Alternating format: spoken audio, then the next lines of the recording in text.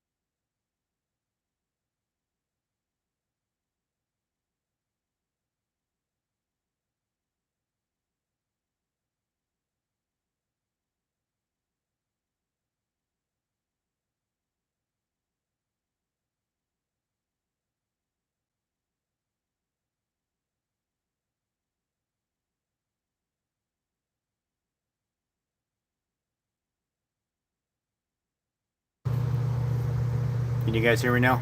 He's done grinding for the moment. He's got a Focus ST down here, and he cut the shutters out of the front of it, and then he took the center insert out, and he's grinding all that away so it's got more airflow.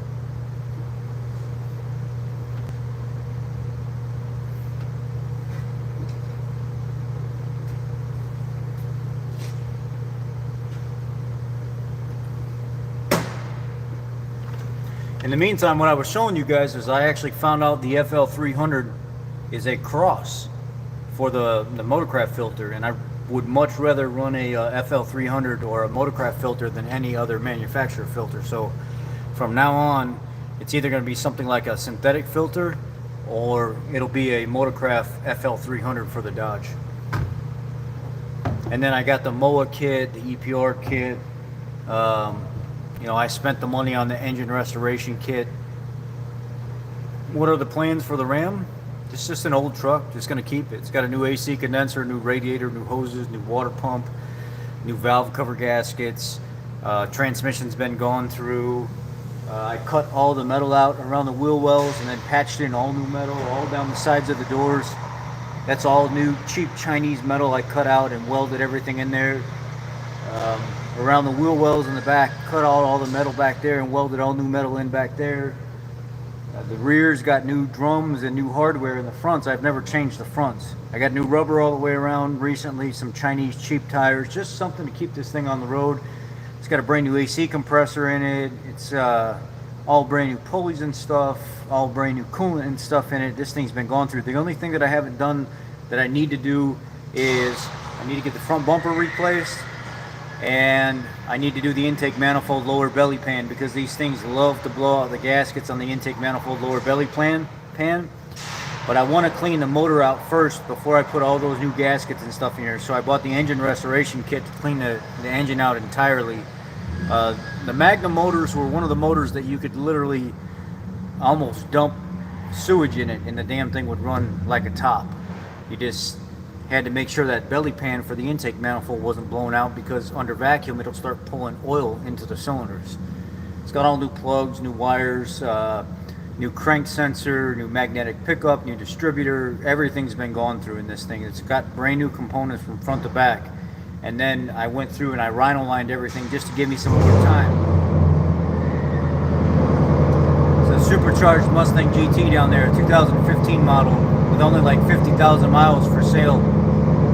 Manual, supercharged, yellow bumblebee color.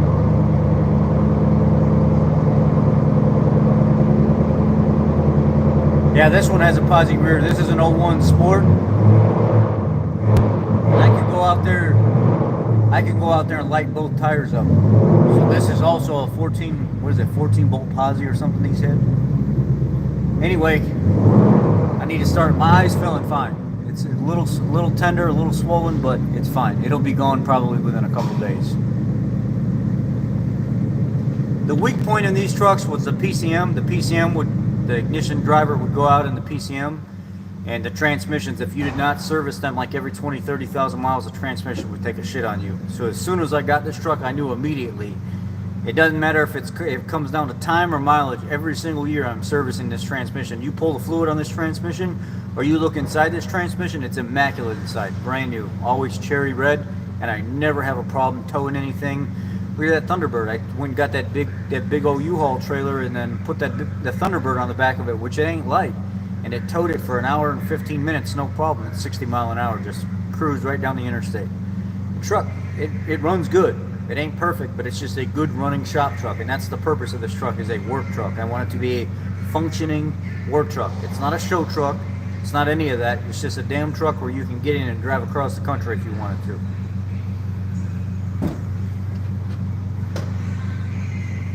So what I'm going to do tonight is I'm going to pull wheels and stuff off of it, get the brakes and everything clean, see how much pad life I have left on this thing, because I feel a little bit of thumping, go cut the rotors and stuff, and then maybe run the first series of the BG stuff through it tonight. I'm not sure how far we're going to get yet, because I don't want to be here forever.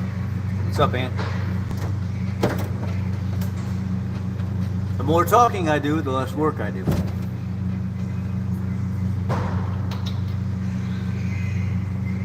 But you see, I even had the rims professionally done, Evo matte black or something they call it.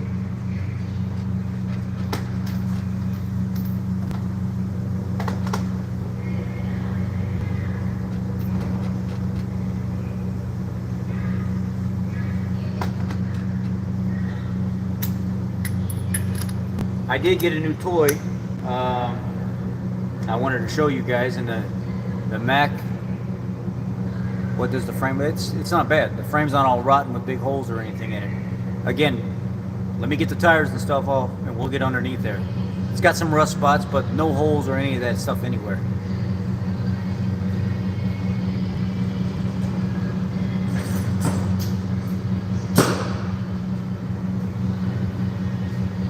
I went out where I had the Mac guy get me the big dog.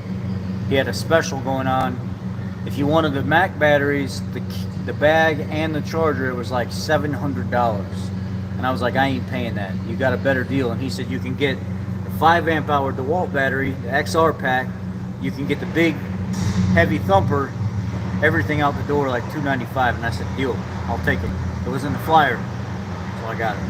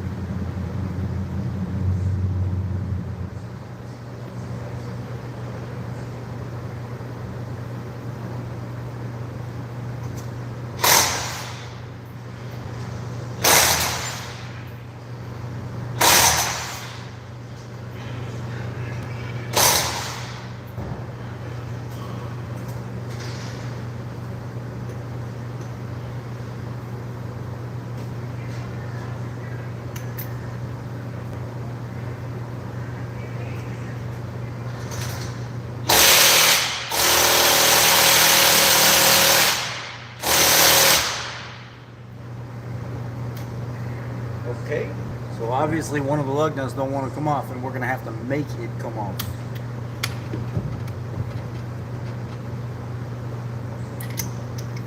If that's the case, I will get the big dog out, or the next to the big dog, the composite.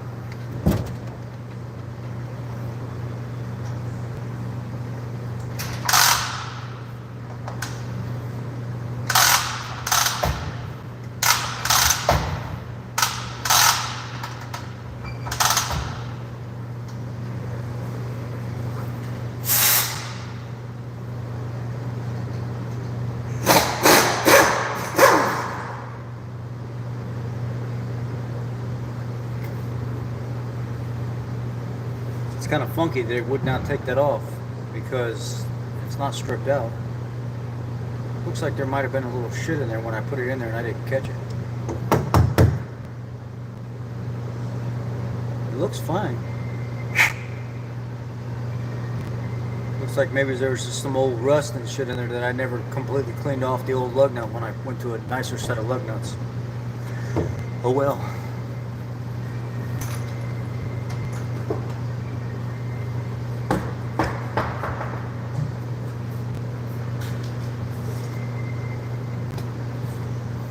Just for those of you that want to know, this is the one that I picked up.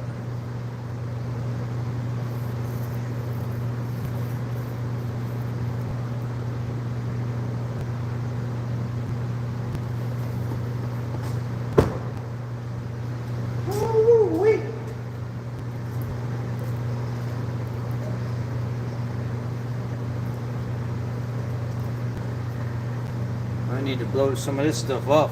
I don't ever drive this thing anymore. It just sits in the back of the lot.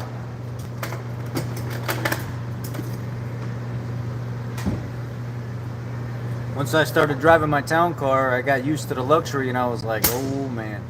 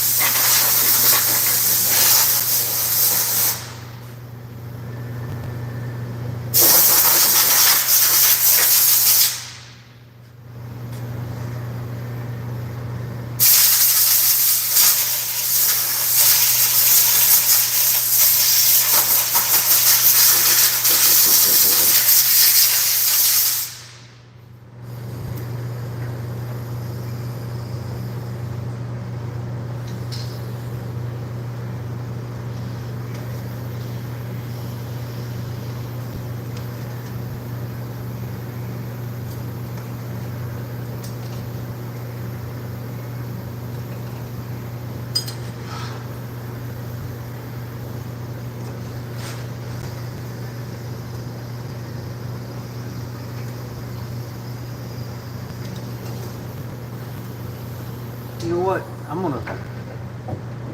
What's going on? I'm gonna call up, and see if they can give me a.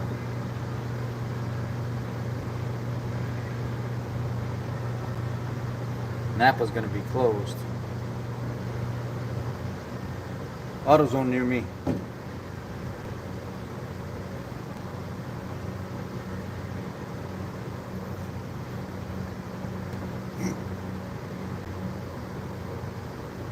Let me do this live so we can see what they're gonna charge. Even if they got some cheap pads and rotors or whatever, something to throw on here, it'll be better than what's on there now, or else I'm gonna cut them. And I don't want to do that because they look like they're getting kind of thin.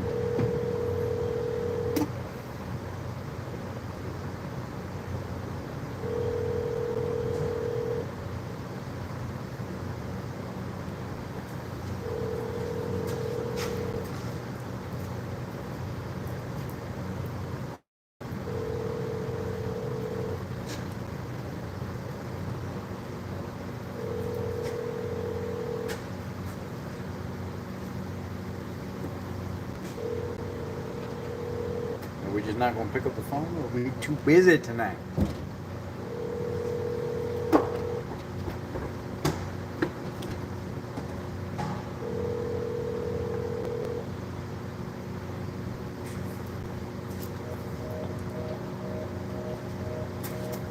Really now? Put me on. Okay. We'll see how it is. Let's call the other AutoZone.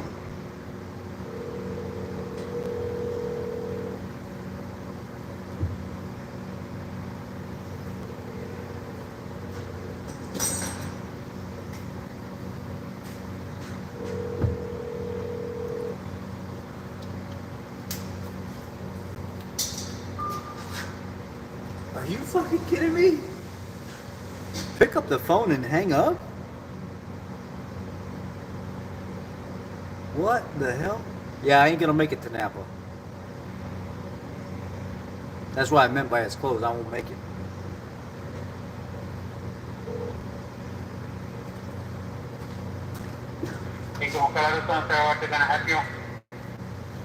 Yeah, I'm looking for a set of, well, I'm looking for rotors and brake pads if you got them.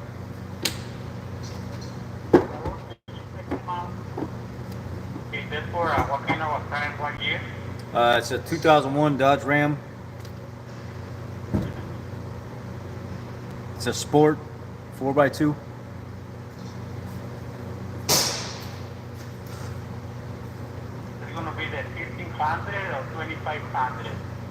1500. 1500 wheel? Yes. And you need it for the front or the rear? Front. Both? Front. Or front? Yeah, front. You got a 3.9, 5.2 or 5.9 liter? 5.2. 5.2.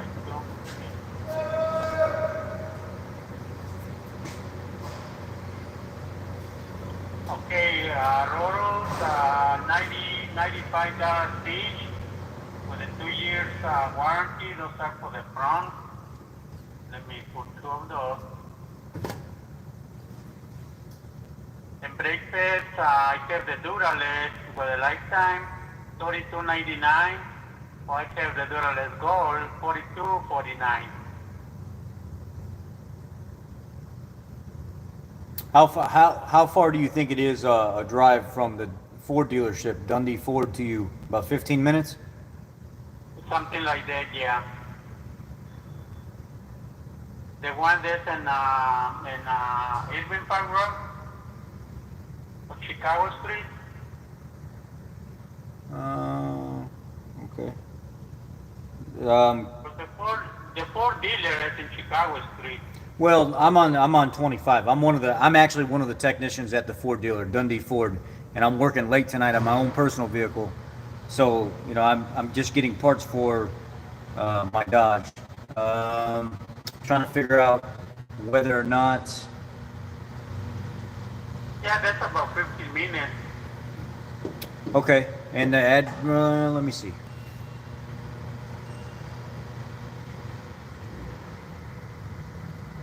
Is that the best you have on the rotors? You don't have any other option? No, I don't have any other option. Actually, the rotors, it looks like I have to order them. I don't have them in stock right now. Okay. All right, man. Thank you. I appreciate your time. All right. Yeah, thank you. Okay. Bye-bye. They never have what I need.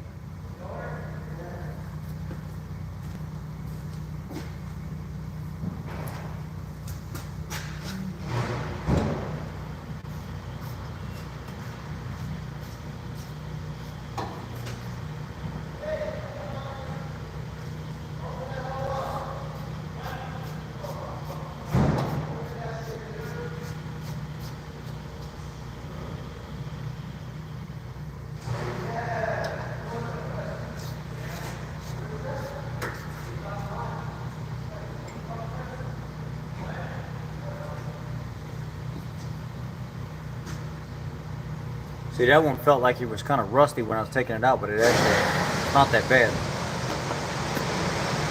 No deal.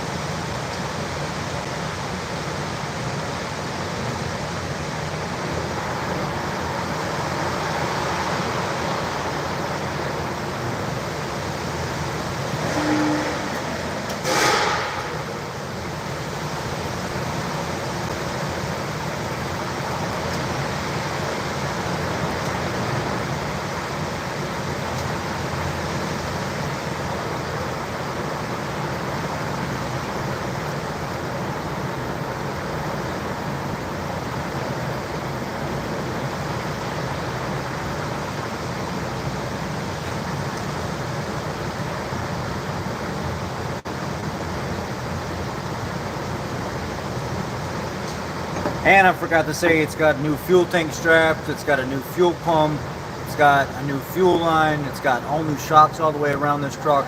Like everything supporting wise has been replaced other than the front brakes and brake pads. That's it.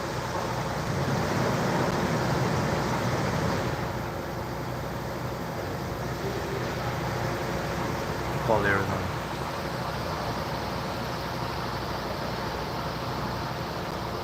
Hello, hello, hello. My Ram quit every time washed, rained, and mud puddle. They couldn't fix it.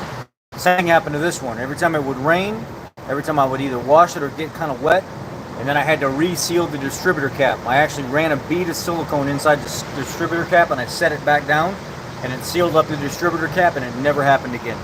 I never had a problem with starting it anymore. Rich, does 120 foot-pounds mean 120 pounds? What do you mean? Like, are you saying, like, if you step on something at 120 pounds, is that the equivalent to 120 foot-pounds? I mean, I'm not a math guy or whatever, but if you take 120 pounds and you put it on a beam until it stops moving, depending on the length and the multiplier, sure, it would equal more than that. But 120 foot-pounds, and exactly how it's measured out, by definition, it's not the same.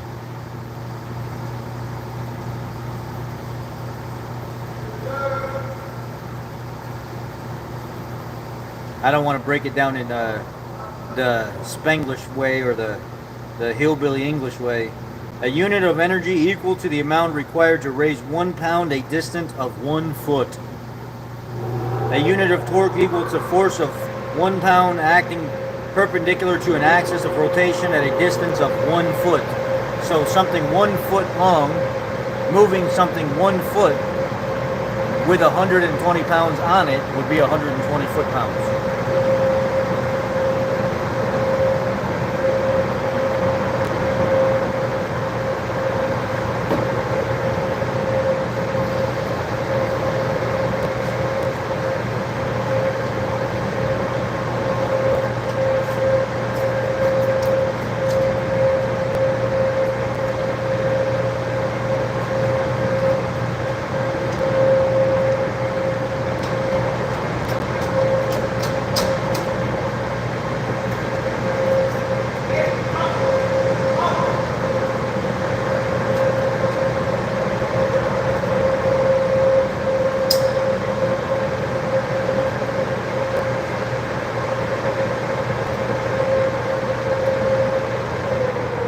Maybe I'll cut the rotors and get new pads because these pads are kind of low. They're not super low, but they're low.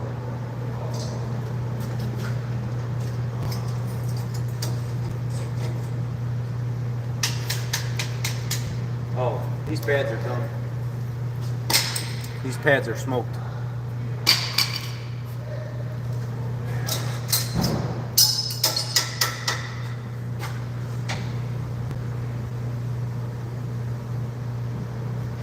Now, pull out the Astro air ratchet.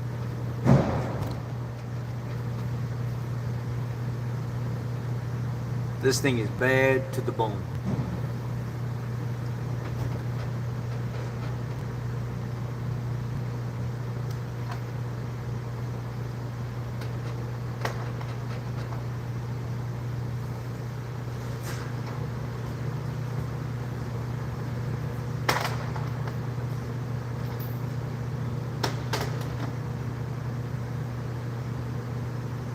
Damn it.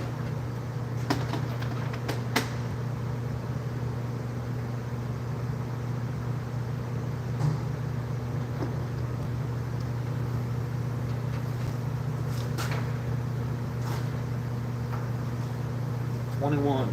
Where's the damn 21 when I need it?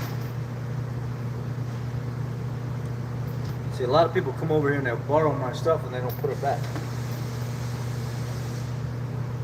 There it is.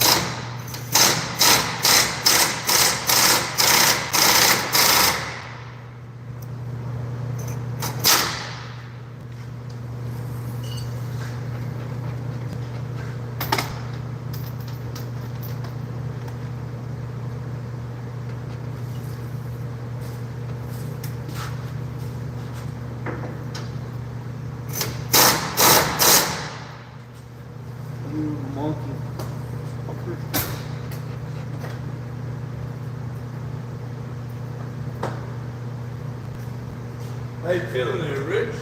I'm alright.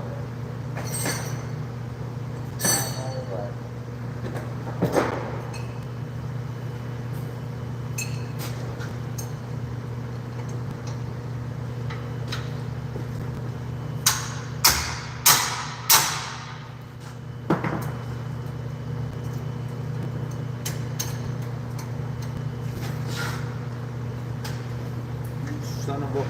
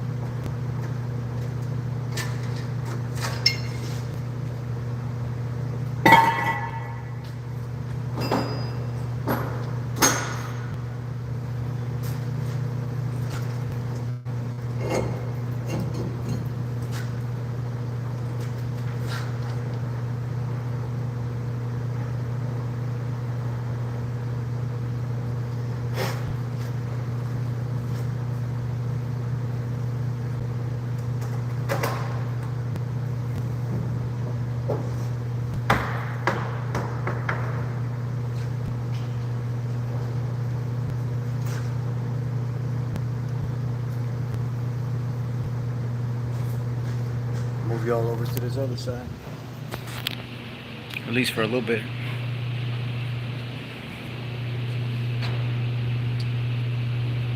Yeah, they can. It's called an on-car lathe.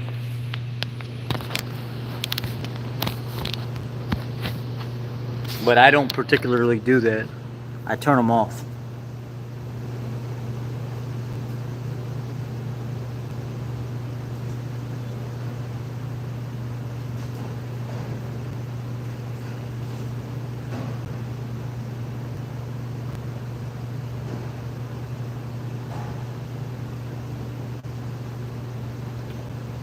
You know what? I forgot. On these, whoever put this together did use a different style set of sliders.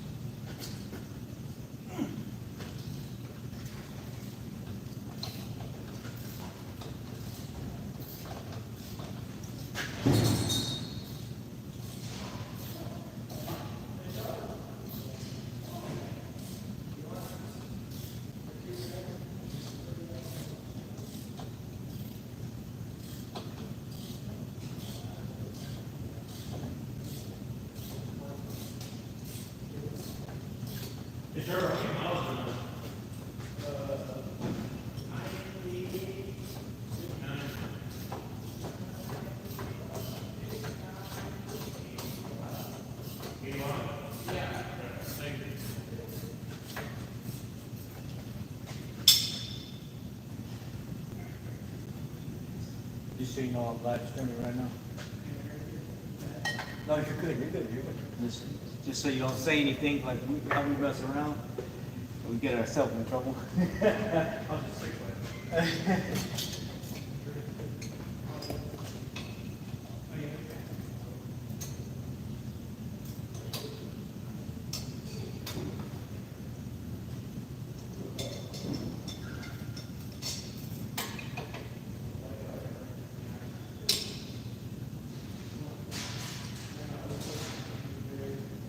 Oh.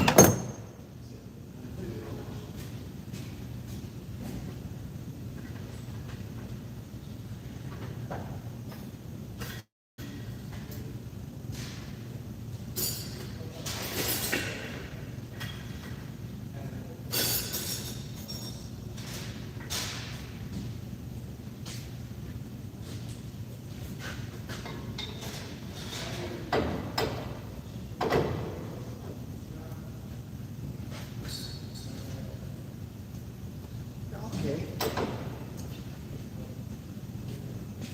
So this is a little bit of a problem. I've never been in this side before, and somebody has jammed a bolt inside the caliper where it doesn't belong.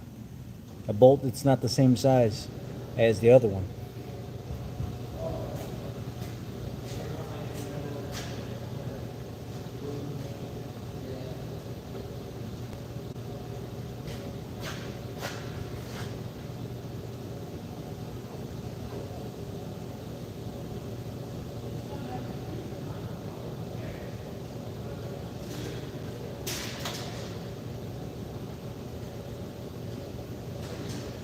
So this is going to be a problem.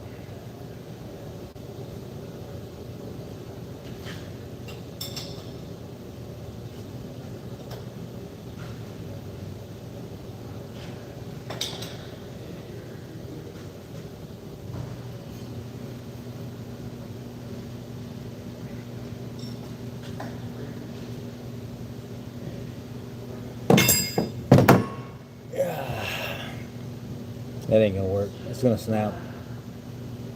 The caliper bracket is shot. The bottom one was tight, but the top one wasn't tight to begin with. So as soon as I took the bottom one out, I could feel the caliper bracket moving back and forth.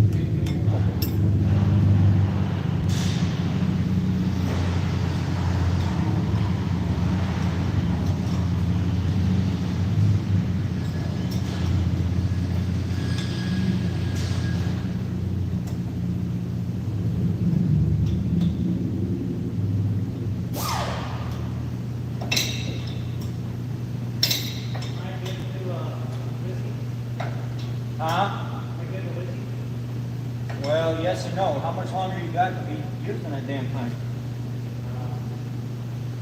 I'm live streaming right now while you're doing it, so I don't care that you're doing it, but huh? A half hour using that? You want me to stay muted?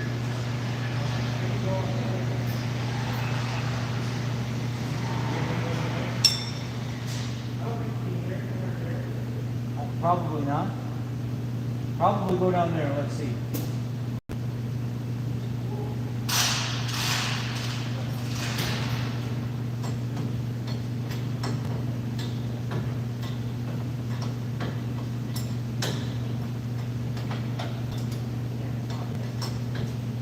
So somebody stuck the wrong bolt. You gonna grind all that shit out of there? Oh my god. What are you trying to increase? Airflow and lower intake times. And a lot more room to go. That's why I took the shutters out too. You're not going to get anything out of that. Hey, I already have a part on it. You gotta put it on.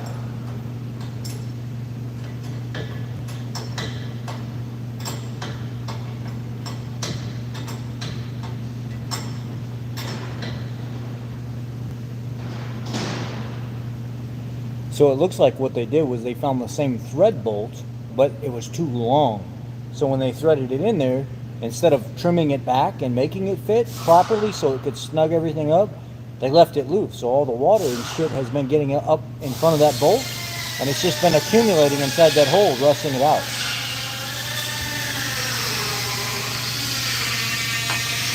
You guys want me to mute this while he's down there grinding? He's got to get all the little plastic squares out of his grill where it's all... I'll mute it if you guys want me to while he's down there grinding. Let me know.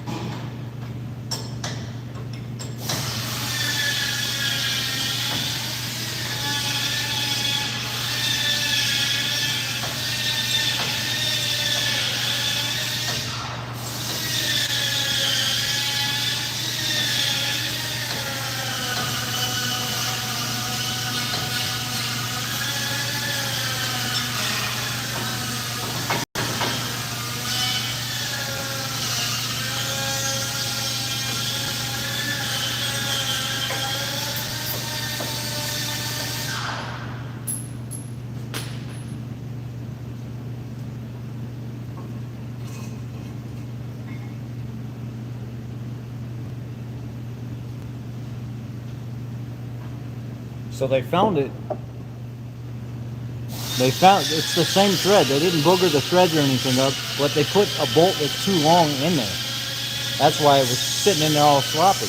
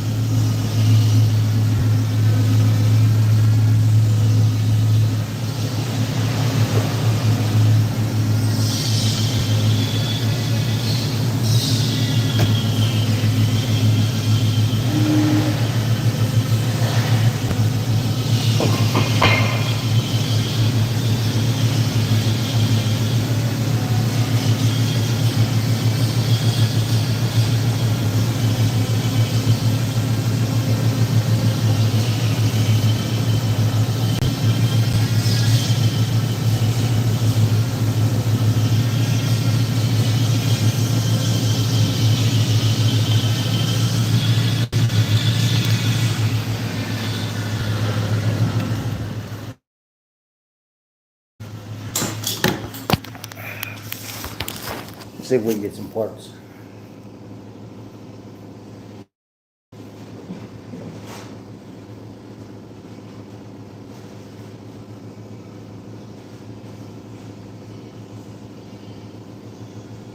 O'Reilly Auto Parts near me.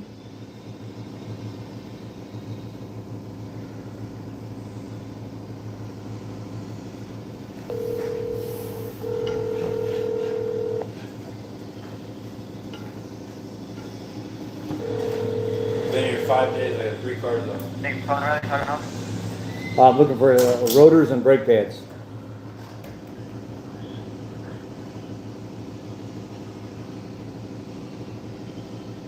What's the year on that car? 2001 Dodge Ram.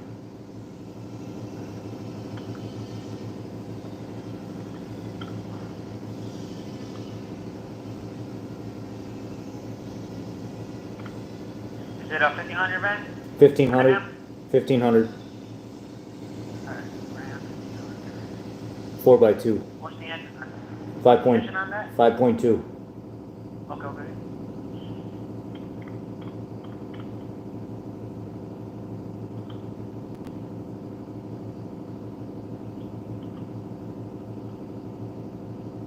And you said it's a rear wheel drive? Yeah.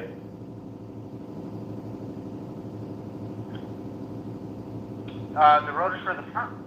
Yes. Alright, I got him for a 94, 99 each, and then for the brake pads. Give me the mid-grade ones. I don't want the cheap ones. If you can.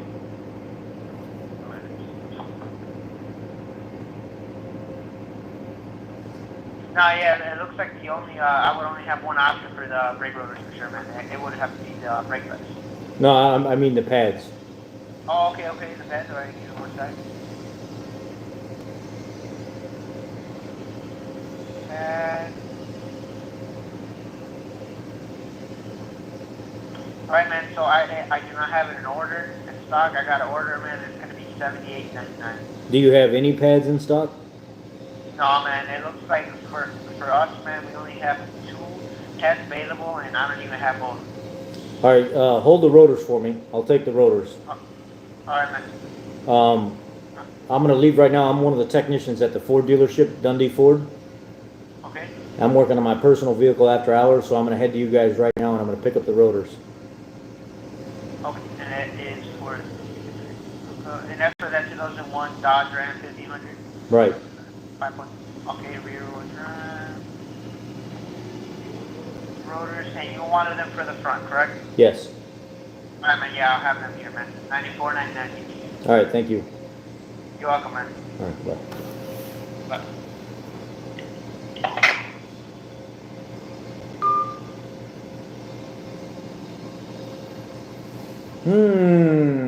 Let's see. So if that location is right here, no, in Carpentersboro. I need to find.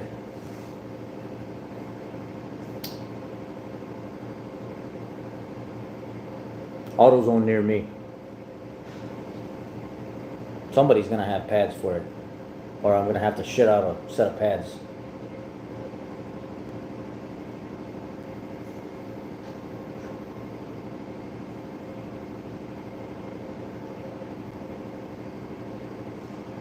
Okay, then there's one right down the street from them.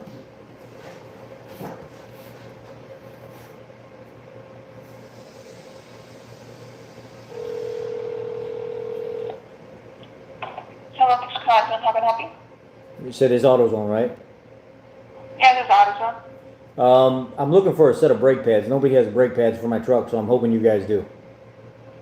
Alright, let me just help one customer and then I'll put you. So, hold on one second.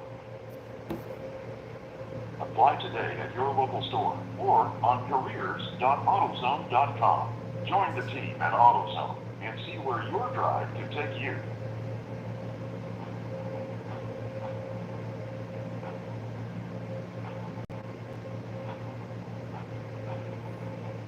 I better get myself together and we should start headed to that O'Reilly. But I don't want to get off the phone because I gotta use this GPS. Funciona, tem dentro, choferes, está disponível esse sucursal más cercana. Para más información, visite su sucursal local o por línea en autozone. Nobody has pads for the truck so far. They're just basic pads. They're not even that special.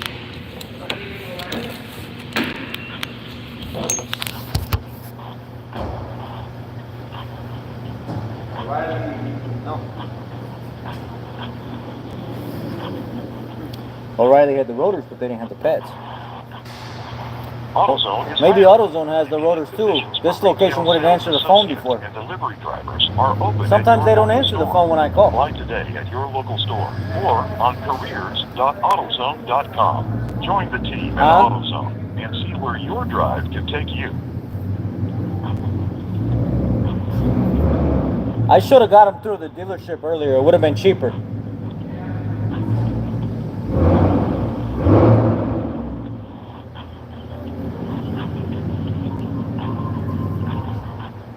AutoZone está contratando posiciones en ventas y Let's go get the rotors at least. Para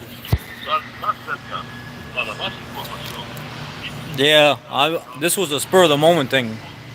And then I realized tomorrow if I'm going to take time on my day off to come up here and flush out this motor and show you guys a full engine restoration flush on this.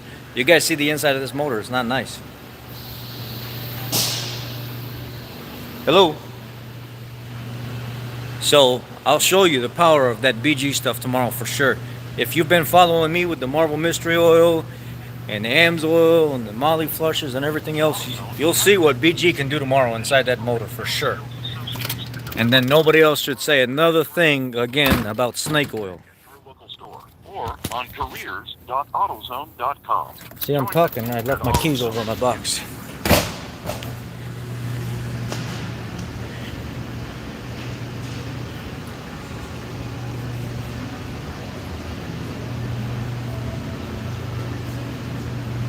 I swear these.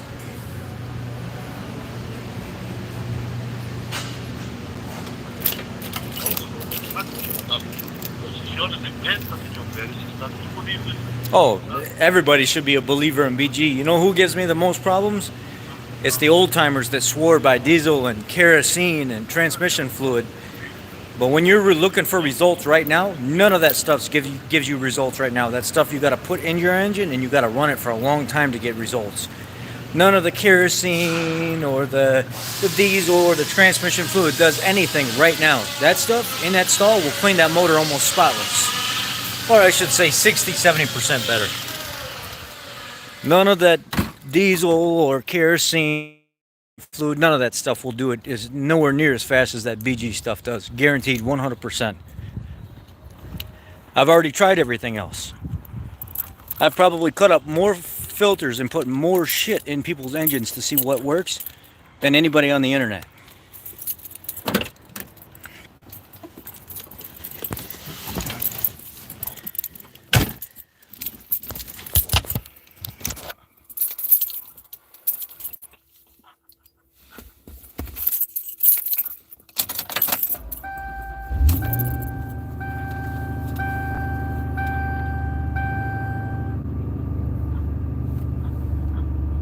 AutoZone is hiring. Immediate positions for retail sales associates and delivery drivers are open at your local store. Apply today at your local store or on careers.autozone.com. Join the team at AutoZone and see where your drive can take you.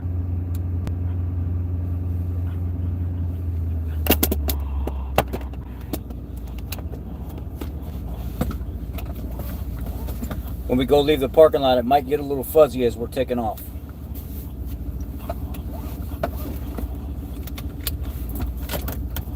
AutoZone está contratando. Posiciones de ventas y choferes están disponibles en su sucursal más cercana. Para más información, visite su sucursal local o por línea en autozone.com/careers. You know what I should do? I should go in there and grab one of those rotors, so go all the way there, and then it's.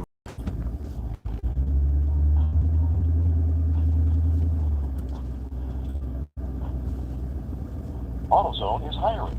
Immediate positions for retail sales associates and delivery drivers are open at your local store. Apply today at your local store or on careers.autozone.com. Join the team at AutoZone and see where your drive can take you.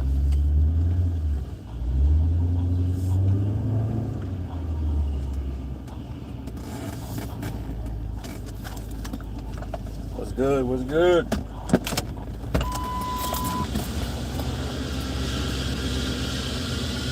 AutoZone está contratando. Posiciones de ventas y choferes están disponibles en su sucursal más cercana. Para más información, visite su sucursal local o por línea autozone.com/diagonal. Única el equipo de AutoZone. Ya estamos en puede lograr.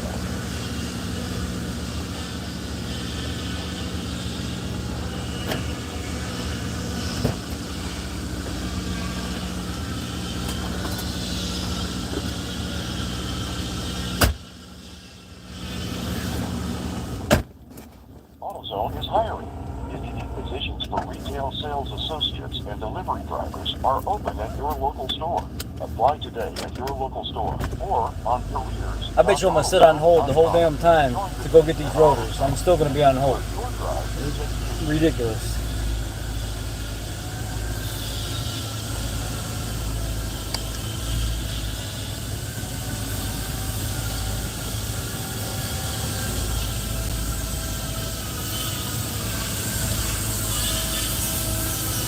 AutoZone está contratando.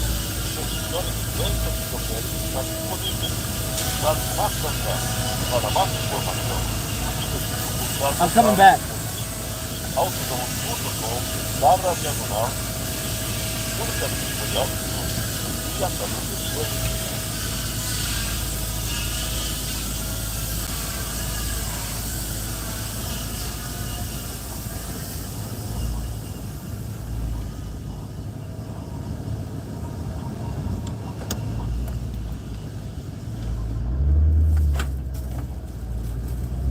Thanks for calling. How can I help you? Yeah, I need a set of brake pads if you got them. What's that year, making model? 2001 Dodge Ram.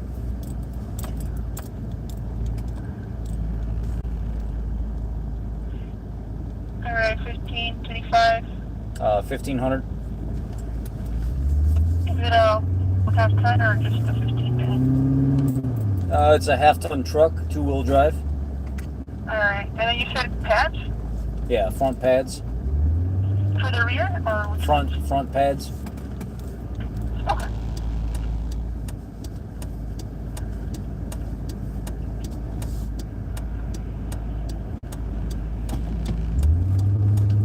What's the engine size? 5.2. Are you looking for the gold or just the regular ones? Really whatever you have at this point, but preferably the gold. Alright, yeah, because I don't want to have any of them here. You have no pads at all? Yeah. Seems like the Durlast gold, the one in Summit, Elgin, Samsung. And Elgin has them? Summit, Elgin. The gold, yeah. And then regular Durlast, there's a non-metallic. So the other store has the pads, not you guys. Yeah, the Summit and Elgin. And then if you want the Durlast regular, yep, Summit has them as well. Yeah, I just want the golds. Can you... So, what's their phone number? I need to look it up, so I need to get... I just need to get a hold of them now, because I've been calling everybody, and everybody seems to not even have these things. So, so that's the one... Is that the AutoZone? Summit? Is that the AutoZone down 25 in front of Walmart? No, that was the one in Caliper. The Summit in Elgin. I think there's a Fresh Market here. And there's like a baseball valley over there. And what's the name of that Can I give you one? their phone number? Yeah, please do. Elgin Summit. Yeah, phone number is 847 Hold on a second. 289.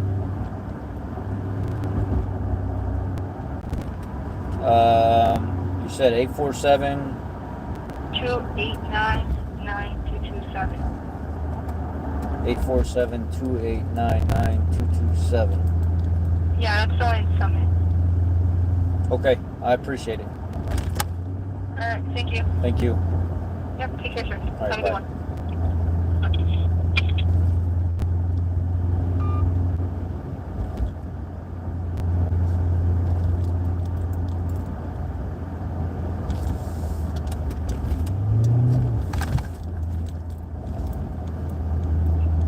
And see where your drive can take you.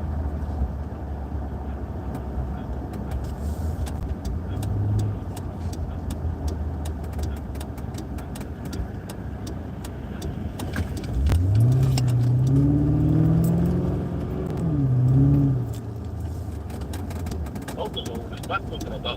Posiciones en ventas y papeles están disponibles. Al más cercano. Para más información, visite su sucursal local o por línea en autozone.com/careers. Únete al equipo de Autozone y mira hasta dónde puedes The llegar. popo. Get my ass pulled over too. Live streaming and calling on the other phone. Woo, woo.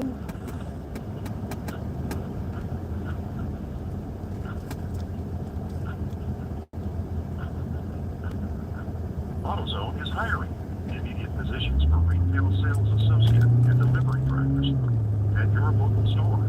Apply today at your local store or on careers.autozone.com. Join the team at AutoZone and see where your drive can take you.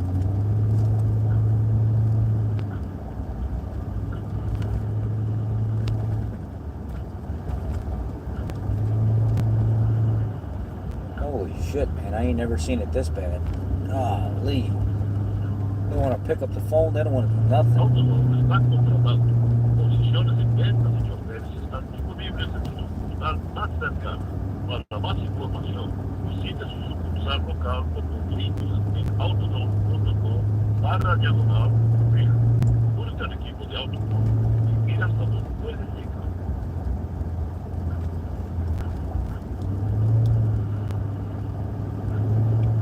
No, we ain't taking clothes off right now. Maybe in like 5 minutes. We're just driving to the parts store right now. Patience is the virtue. Almost there. It's 2 minutes. AutoZone is hiring. Immediate positions for retail sales associates and delivery drivers are open at your local store. Apply today at your local store or on careers.autozone.com. Join the team at AutoZone and see where your drive can take you.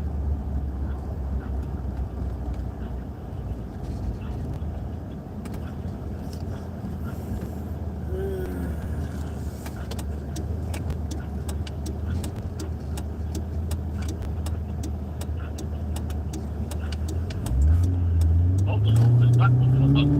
Posiciones en ventas y choferes están disponibles en su sucursal más cercano. Para más información, visite su sucursal local o por línea en autozone.com/careers. Únete al equipo de AutoZone y mira hasta dónde puedes llegar.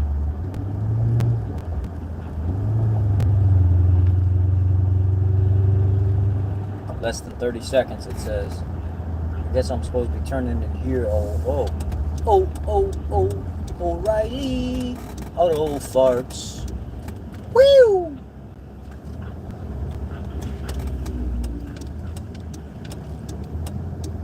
What is it? How can I help you? Yes, I'm trying to get a set of brake pads from you, but the lady at the other store said she doesn't have them, but you guys do have them. Okay, that's for what kind of a car and what year? It's a 2001 Dodge Ram. Okay, 2001 Dodge Ram. And you got the 1500 or 2500? 1500. Four-wheel drive, Two-wheel drive. two-wheel, and the pedals are for the front or the rear? Front. And you got the 3.9 liter or 5.2 or 5.9? 5.2. 5.2. Okay, yeah, I showed I have the Duraless, $32.99. I have the Duraless Gold, $42.49. That's the ones I want. The gold ones. The Gold one? Right. Okay. All right. So it shows that I have one in stock. Let me make sure that I got him, okay? Okay. Okay, hold on.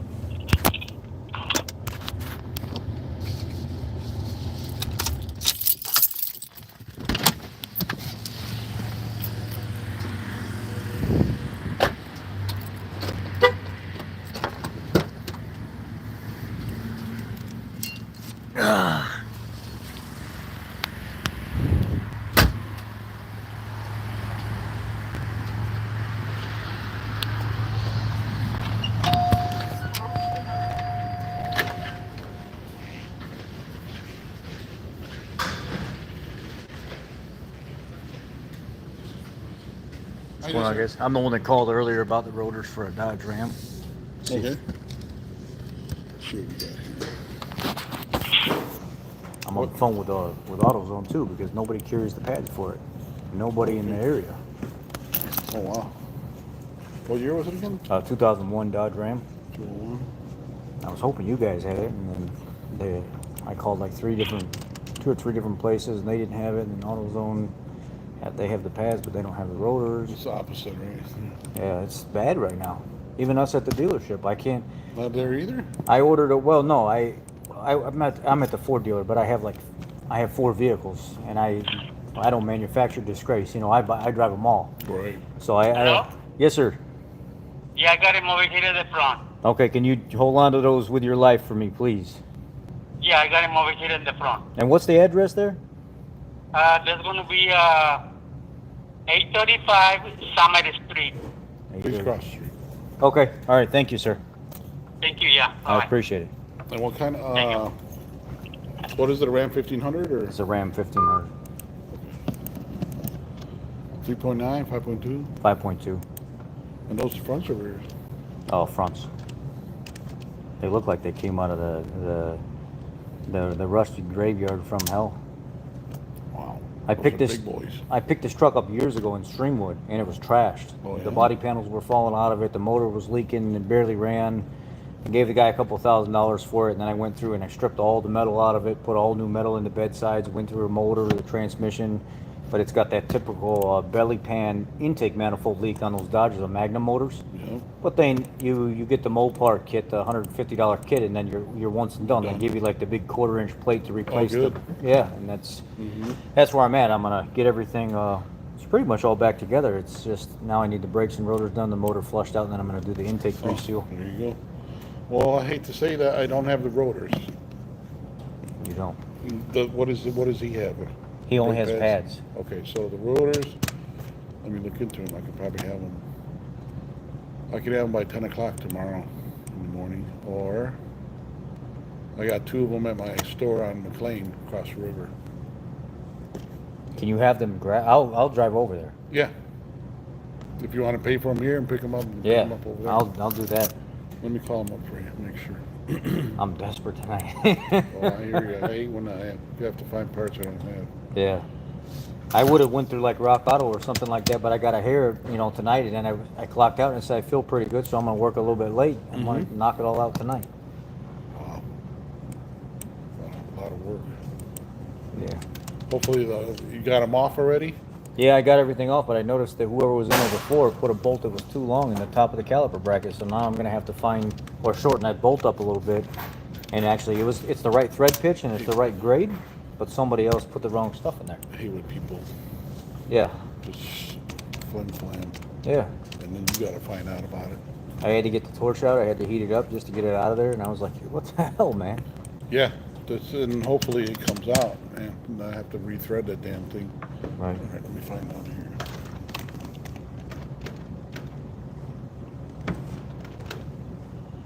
I wonder if I called them earlier instead of you, and I came to the wrong place. Could be, if they said they had them. I wonder if that's what I did. Let me look at my call log. What number did you call? I'm calling it One of these here? It's 224-856-4860. Yeah, it's Tim over here, 3429. Oh, you got me on. Is that the number? No. Different one?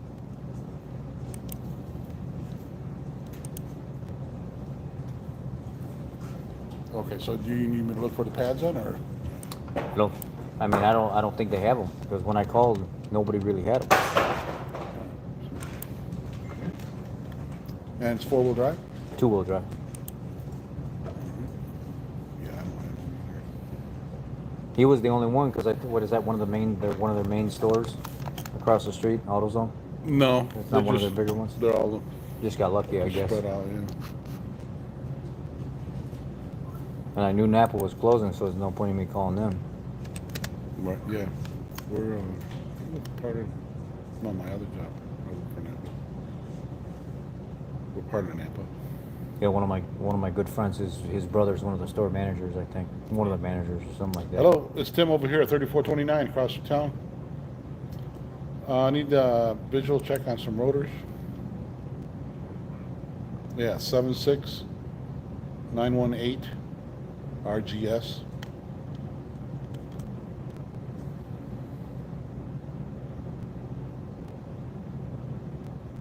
Okay. Those have 2-year warranties in them.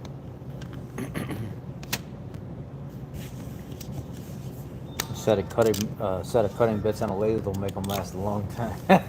Yeah. I was going to, but then when I seen how bad they were, I was like, you know what? I'm not even gonna go there. I don't know how much I'm gonna get into it. And if I don't have a gonna new, fit them out.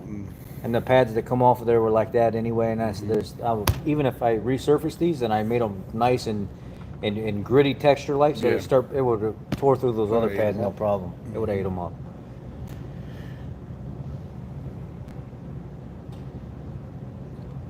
Yeah, I know.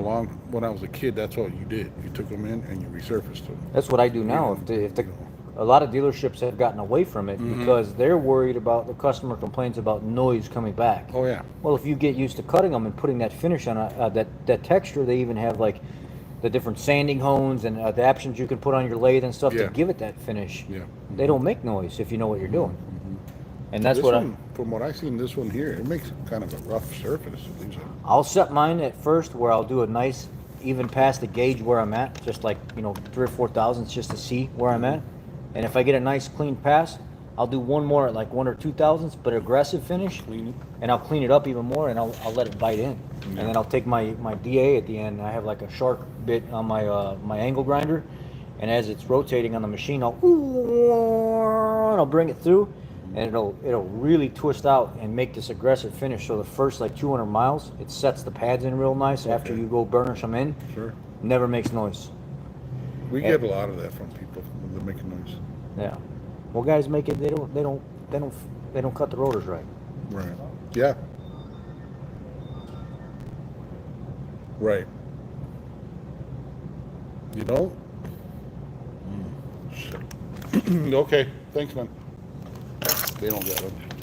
Was there another O'Reilly around here that I could have called? Let me check. Because I didn't even try to call Advance, and I don't know. Is there an Advance nearby? I think that's an Advance across the street. No, then there's another one across town. Okay. So that's the Elgin one. Let me see who else. We got Elgin, Carpentersville. I may end up having to cut these, and I really don't want to. It looks like I got a little bit more, but I don't really want to do that. 5773. So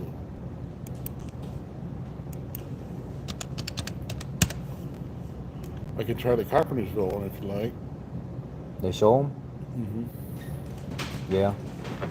I'll drive wherever to get them.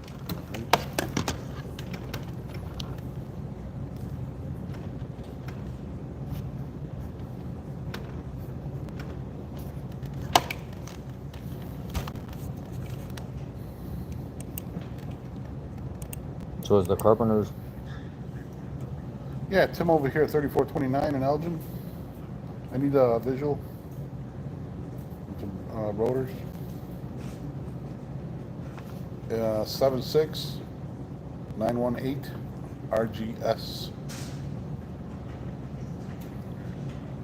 All right. Is that this one down here? It's like straight down? Yep, in Meadowdale, Carpentersville. On 25. Right. Probably like 10 minutes up. That's. I should way. have went that way instead of this way, it would have been right down from the dealership. Because I'm right there. Oh, that's the one, yeah. Yeah, because I'm only, what, 4, 5, 6 blocks from there or Yep, whatever? it's right up the street where the water tower, that water, Yeah. big water tower. And that's where we are. Our dealership is right near that, we're by the Chevy dealer right there. Right. Mhm. Yeah. So the brake pads are across the street though, Yep. You get your pads across the street, and then headed back down that way. and you're basically heading on, if you live that way.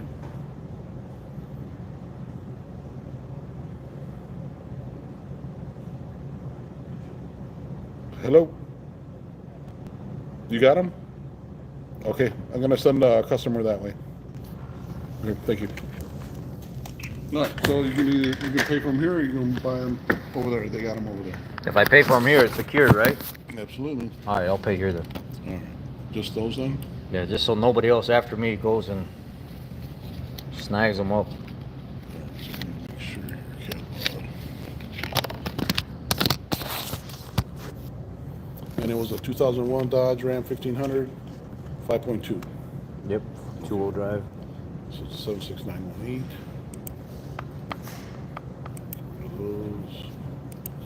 Those came. All right, so it comes out to, they're $94.99 each, so it's $209.93. Okay. And you use phone number here at all? I can put it in now or no? You use the phone number? 815 570 7318. Richard? Yep. All right. All right, yep, you can put your card in there. Make sure it's all the way up there. So, with a chip and tags.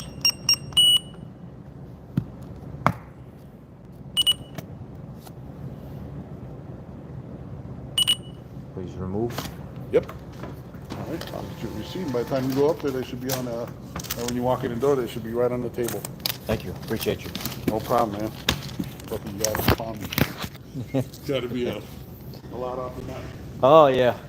Now, Okay, man. now as soon as I get the pads in my hand, I'll feel better. There you go.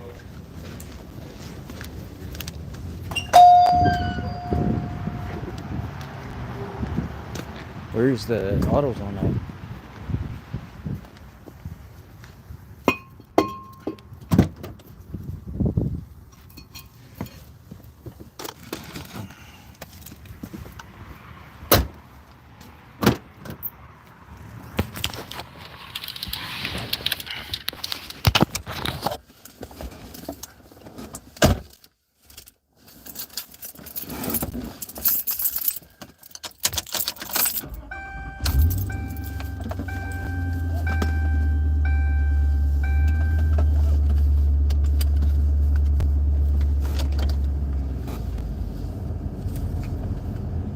He said right across the street.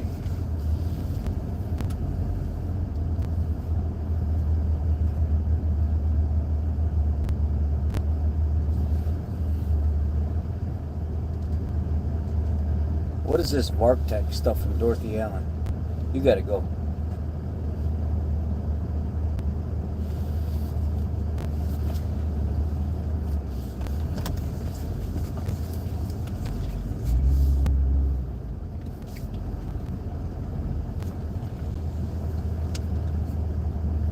AutoZone near me.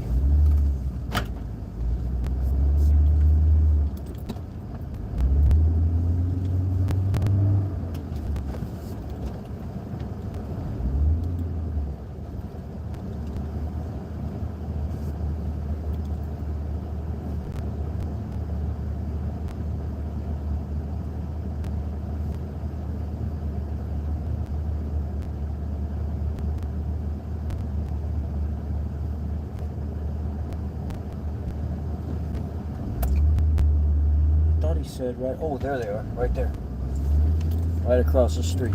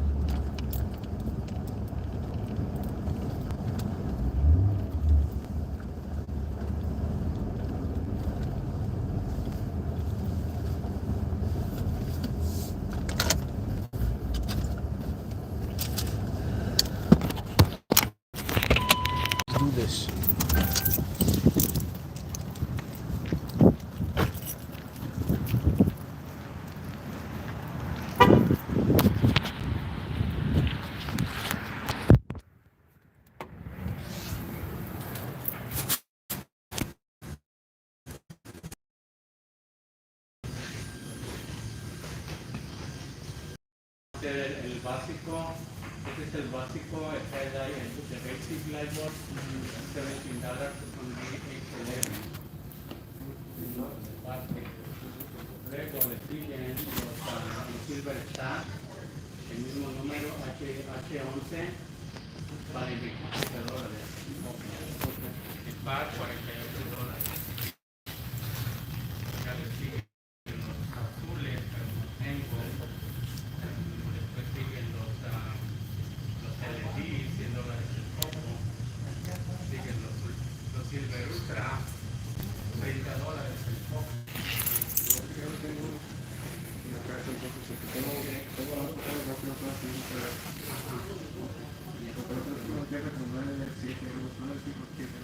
¿No está el 7? No me acuerdo cuál, pero ok.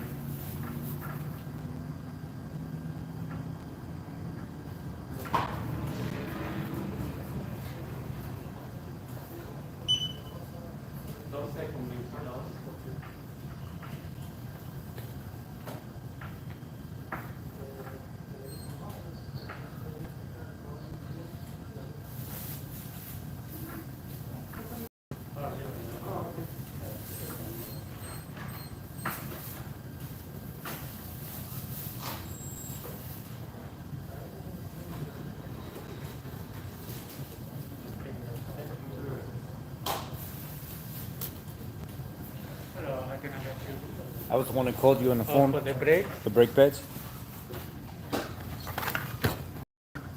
You're a saint. Beautiful. How hard it is to find these right now? It's impossible. Yeah, really far, huh? It's This called. was the 2001 Dodge Brown, right? Yeah, that's it. Let me just over here. Yeah.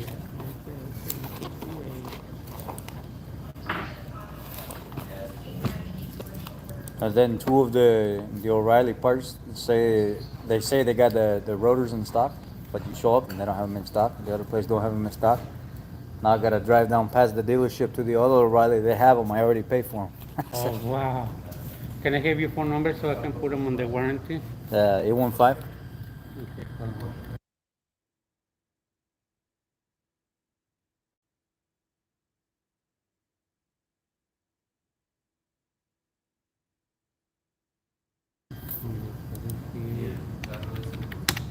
And are you paying cash or charge? Card. Card, okay. Yeah, it's gonna be right here. Let me just over here. Efectivo, right? No. Efectivo es Credito. cash. Well, what if it's debit? Debito? Well, débito es efectivo too. Para mí, Okay. actually, es card too. Still learning. I'm still learning. Yeah. I'll donate $1. Okay. Thank you.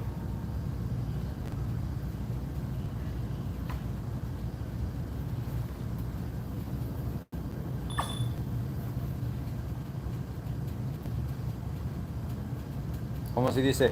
Brake pads. ¿Pastillo? Pastillas, Pastillas. balatas. Balatas.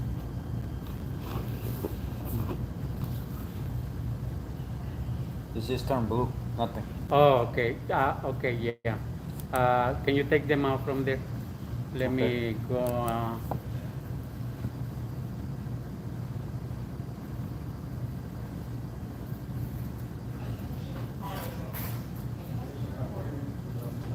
Okay, I transferred them to the cashier. Okay.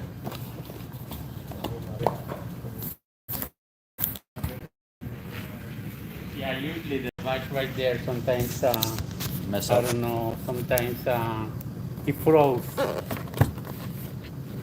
So, okay, you want to do the donation in there again? Sure. All right. So, okay, now you can insert your card.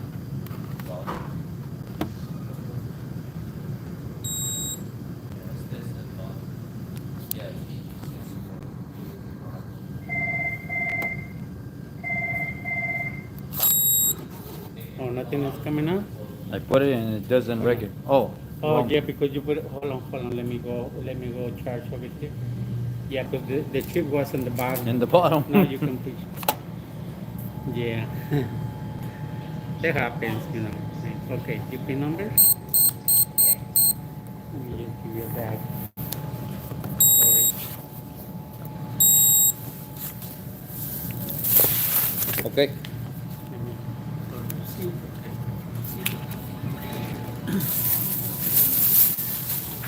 All right, thank you, okay? Gracias. Que tengas un buen día. También feel free to- Okay, success. We got the pads, now we gotta go pick up the rotors. Ay, ay, ay.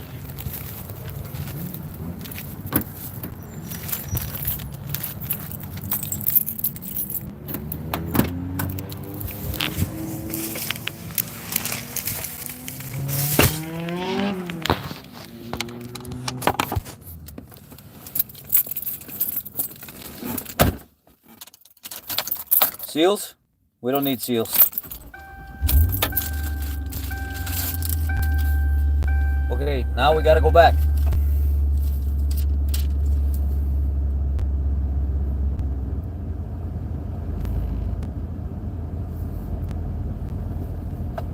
O'Reilly and Carpentersville.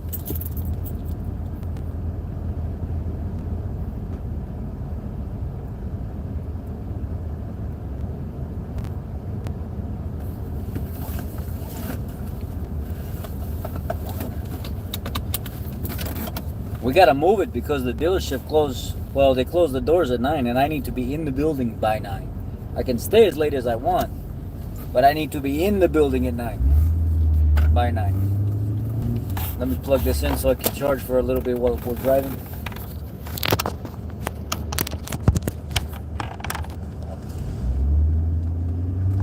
Thank you to you guys that have stuck around to hang out with the craziness going on.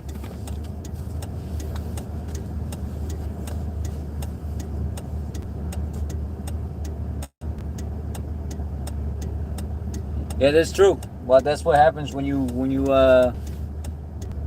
buy old vehicles. You know, this is the kind of stuff if you're not prepared.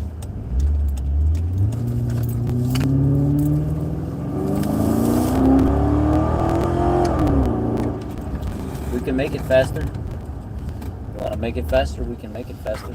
I can show you how fast the T-Bird goes. What are you seeing with the 7.3 gas engine? I mean, there's been some people lately that have said that they've seen valve springs become an issue. And even one guy said he had to replace a motor brand new.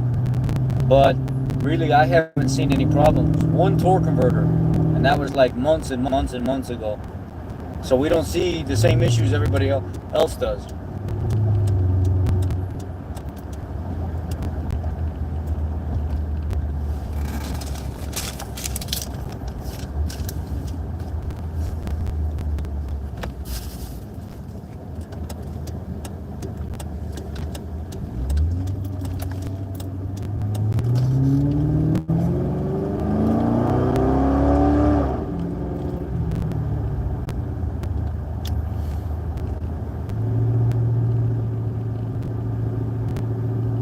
I'm mainly looking at the road. Every once in a while I look down, but my focus is on the road right now. So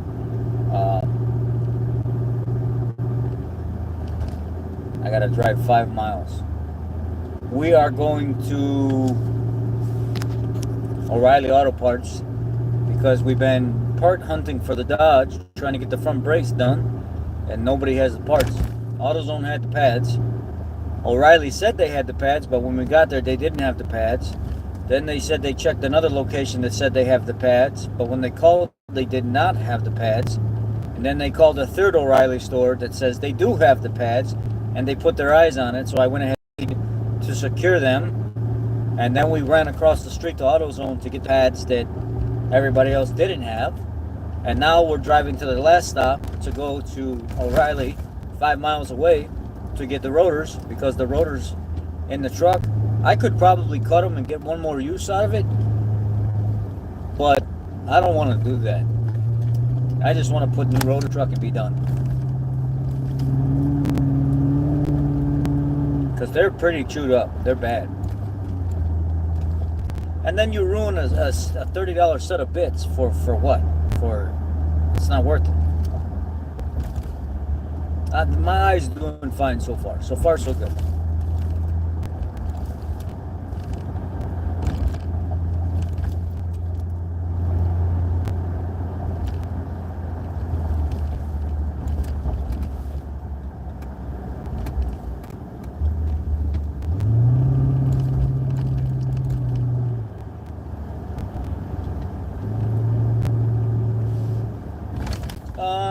I've seen the catalytic converters go bad on those, so that's not abnormal for that to happen.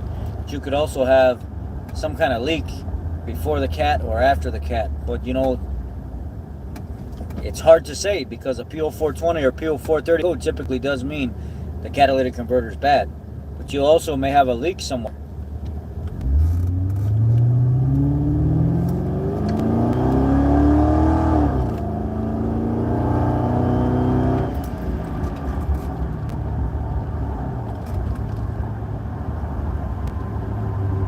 I promise I'm not going over the speed limit. I'm just going fast to the speed limit. First to 40, baby.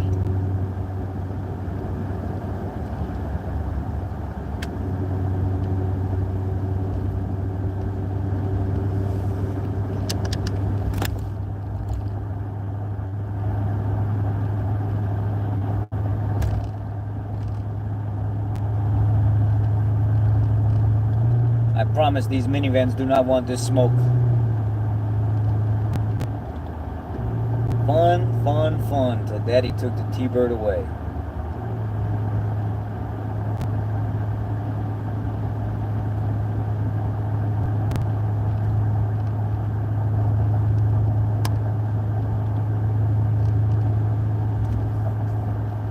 Stop baby in the truck. I'm in the car right now.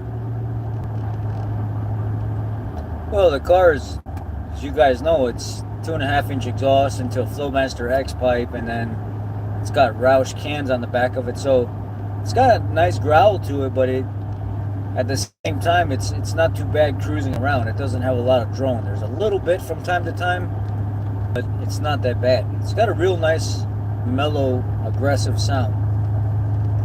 I've seen a lot of the 462 valves with open exhaust. And if they don't have like power adders and long tube headers and stuff, the open exhaust, it just doesn't sound right. It just sounds too raspy and slappy to me. It sounds like shit. But if you have like a well put together exhaust that's kind of mellow and aggressive at the same time, like the Roush Coyote axleback exhaust, it sounds fabulous. And then going from the little 2-inch pipes to 2.5 and putting the X pipe in it to really balance out the exhaust was just the right, perfect touch.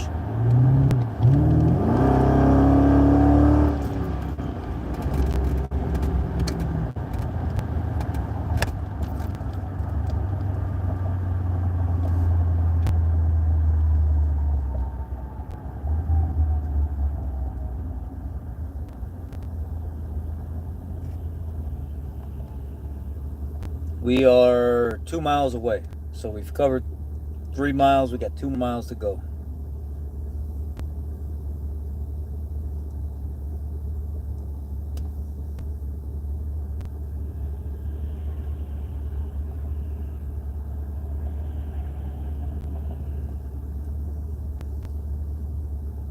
I'm at a red light. Hotel, motel, Holiday Inn.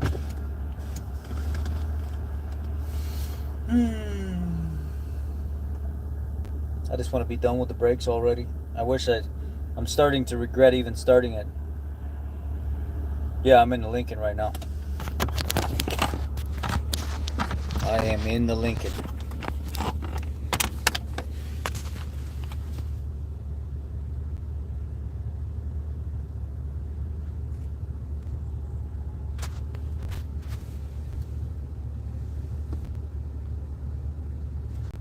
The Lincoln.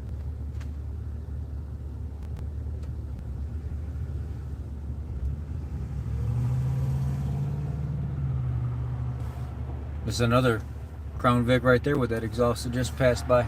Huh. That sounded pretty damn good. They had like a set of Flowmasters on it.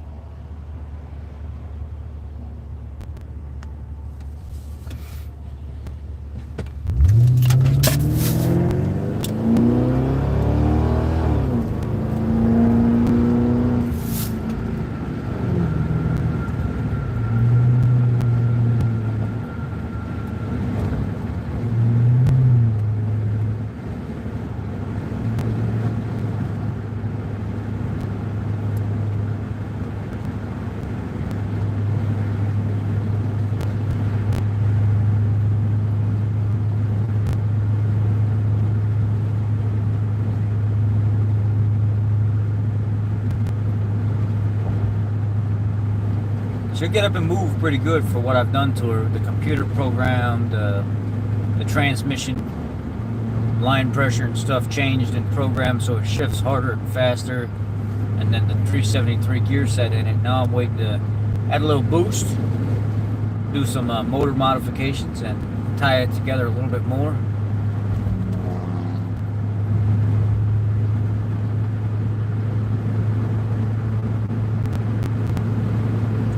What is this people with this vark.tick stuff that keeps spamming all these? I've had that all day. I've had to block like 4 people today.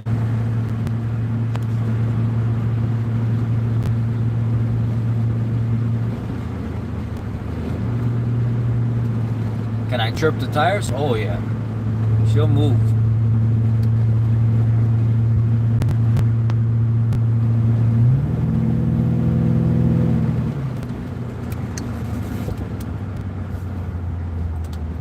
And the drilled and slotted rotors and stuff, they help out a lot too. It stops pretty good from high speed.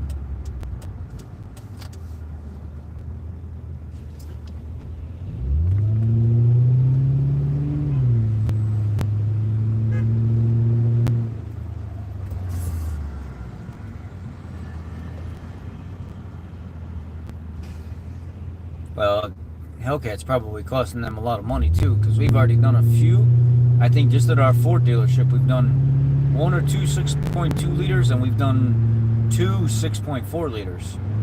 And they ain't cheap. They're expensive motors. And 2 of them were done by 60,000 miles. The other one was done at 30,000 miles. And then we had one at 70,000 with extended warranty. I think the O'Reilly Auto Parts is right over here somewhere. I think I gotta turn right here. And then it's on the left, I believe.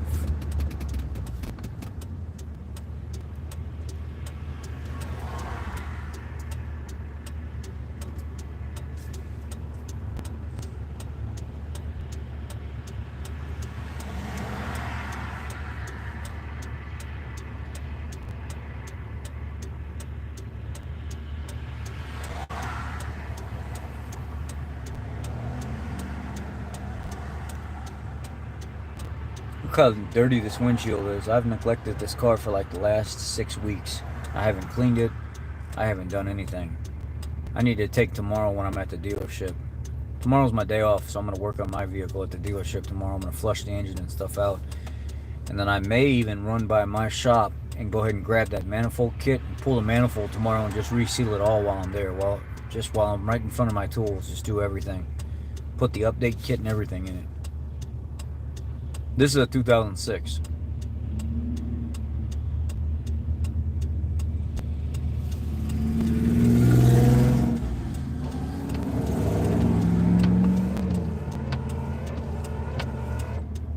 Yep, that motor that you hear, that motor's been like that since I bought this car. People tell me all the time, my town car's motor doesn't sound like that. It's nice and quiet. You know what? It ain't broke. I ain't worried about it. It's been like that since I bought it. And that's almost 3 years now. I do like Duralast brakes, but I like the gold ones because they're close to the OEM style. And I'm running the Duralast like sport racing brakes on the town car, and they do really well.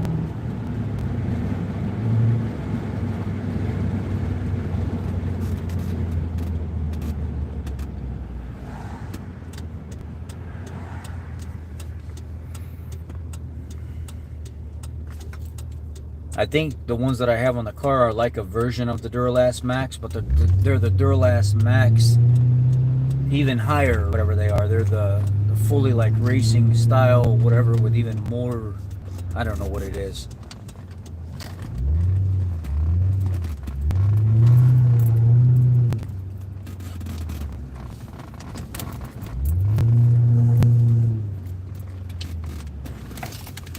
Let's see if they got my. You know what? Let's go on the other side. I was gonna walk around, but you know what? Ain't nobody got time for that.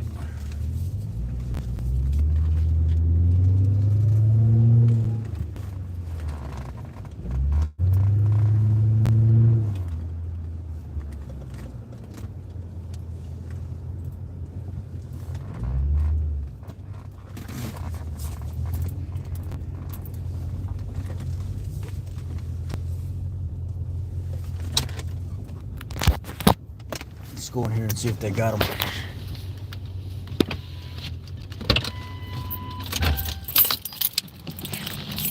No, no, no. We ain't trying to go to jail tonight.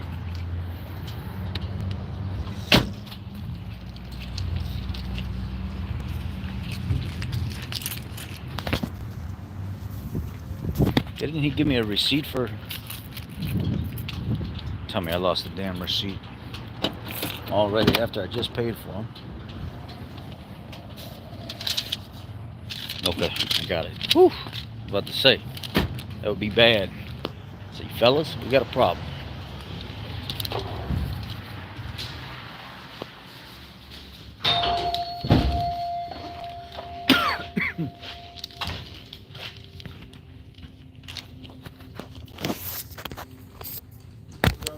What's going on? El transmission oil cooler holder, ¿verdad? Was that the other store? They said you want to buy it now, you're going to buy it when you go there. Oh, they call it? Nobody has it. Really? Nobody. I had to go to like, I had to call 6 different stores just to get a set of pads tonight for this. ¿Necesitan los cuatro? They didn't order them? Ok. Y sí los voy a tener. Tengo el que es el outlet from radiator, el lower, luego tengo el upper.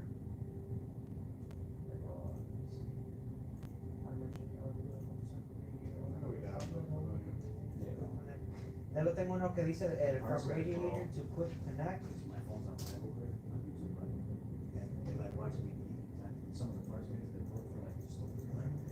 Sí, sí los voy a tener cada uno. So one guy was like, this poncho, this one guy was right there. Oh, dude, yeah, you got one of those guys watching? Yeah, and then when I called over here, they're like, hey, I know those guys, that's my buddy, we're going to get the rotors for my buddy. And I'm like, Oh, really? That's fun. Abajo de on una my planta, YouTube, un número. only like 300 or 400 people, like 6 months ago. Abajo de una planta, un número, o no And de everybody precio. around here, they're That's like, this when we keep doing it? That's kind of cool, bro. and they're like, Okay, para los 4 líneas me van a salir a 1.88 por 39. I don't manufacture gas, I don't have a preference or whatever. So I have like an 85 Thunderbird, an 01 Dodge Ram, like Si acá tengo cada uno, mirando que las lunas, cada una que la mirando son diferentes, y cada uno está.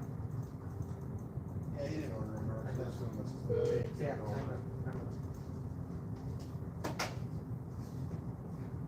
Hey, Jose, can you order these rotors for your customer, bro? What's that? 76918 RGS. 918 RGS. Gentleman that was just at your store, bro. Tim called me about it, but he didn't. I guess he just paid for them over there, but he didn't order them. We're still in the system. So just do. You want to go to the meter menu, like in the sale menu? Type in that part number times 2. 5773. Carpenter.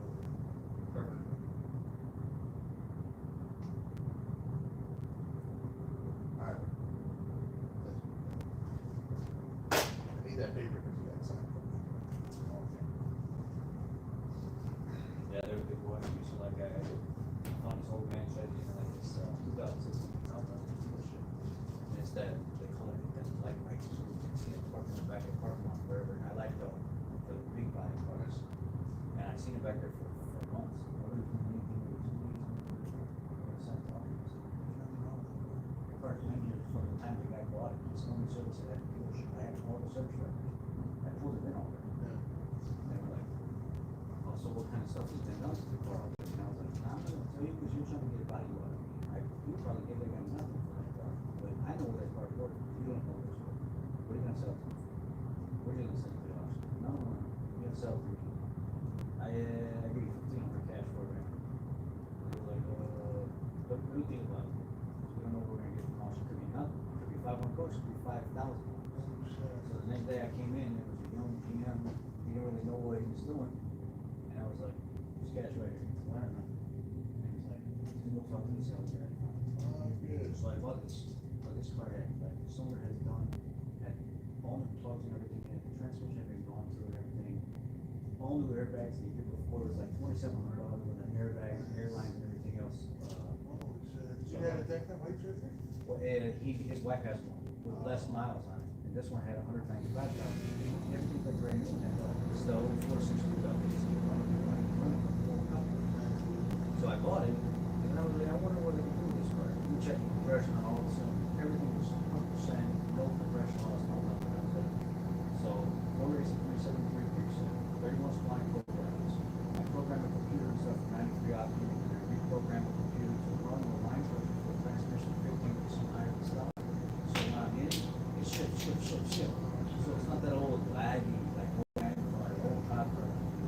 Damn, dude, that's like, oh, you do all this stuff. And then I found How out. do you do that when you choose how much pressure it takes? I got a SETX4 scan, just a regular SET scan, and then I found the options inside, and then I went and I tried 5%, I didn't like it, and then I went to the section for transmission rate, I tried 10, and 15, and 15 was like, okay, this is nice.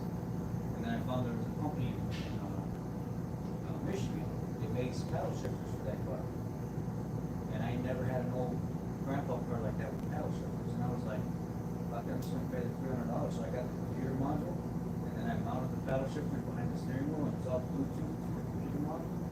So now when I double click the paddle shifters, I can make the module, and it lets me take control of the transmission. And people are like, what the fuck? And then I found out that all of the Mustang tires, like all of the Mustang rims, like 95 on, all fit that car. So I found that there was a Hispanic guy down in House. He was selling a 2016 Mustang GT. I was stuck in my garage. And then I got the Tiger Claw rubber that they put on the top part, and I put it on the Mustang GT. You got the car right here? Yes, I'm sorry.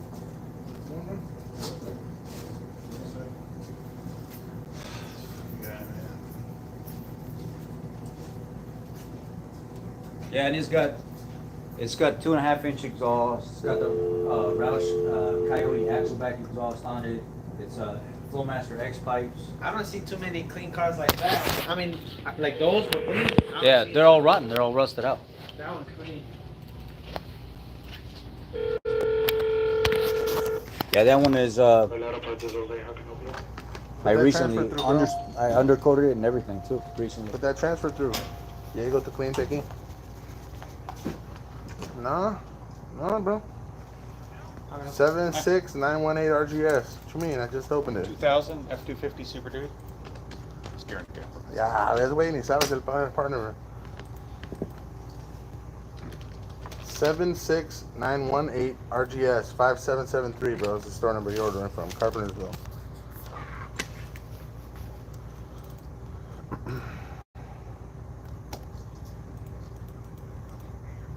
Yes, sir.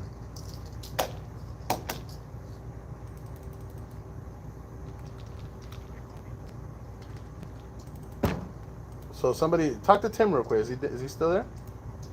Oh shit. So yeah, right now at 7:49, Tim sold him these 2 brake rotors. He called me about them, bro. Pero cuando no, he didn't transfer them. He just sold them to you. So you guys should be -2 on your system. Brandon? 2000. Yep. Brandon? No, Rich. F-250 He's rich, bro. Super Duty. The gentleman. Yep. Ford. All right. All right, bro. Thanks, man. I already sent it. I'm like, oh, 7.3 okay. diesel. He didn't send it. Is that for the front? It tells me right here, bro. It's the Like, I steering can see camera. my Oh yeah, car, you and it you know says it exactly right. what's going on. Yeah, you can see. Yeah, those look like the exact ones. Those are should be it.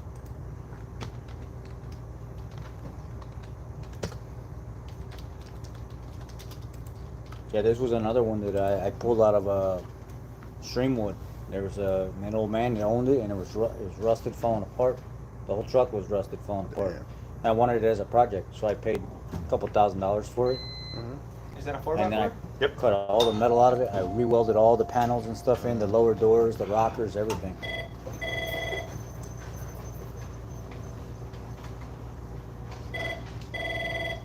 There it is. Thank you for calling Riley Auto Parts. This is Jamie. How can I help you? Hello? Hello?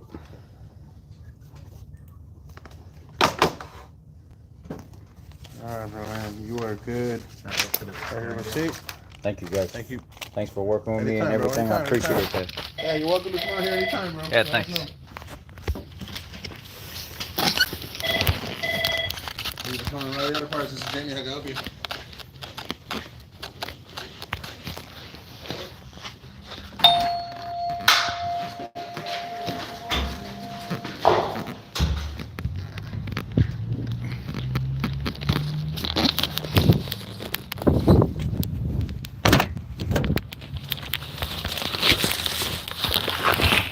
Fuck.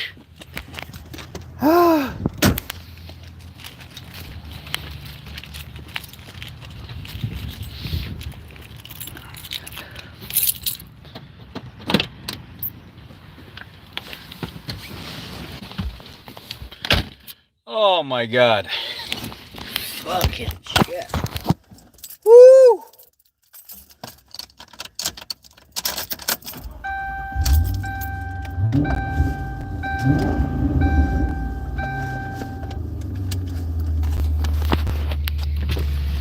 You guys want to hear it?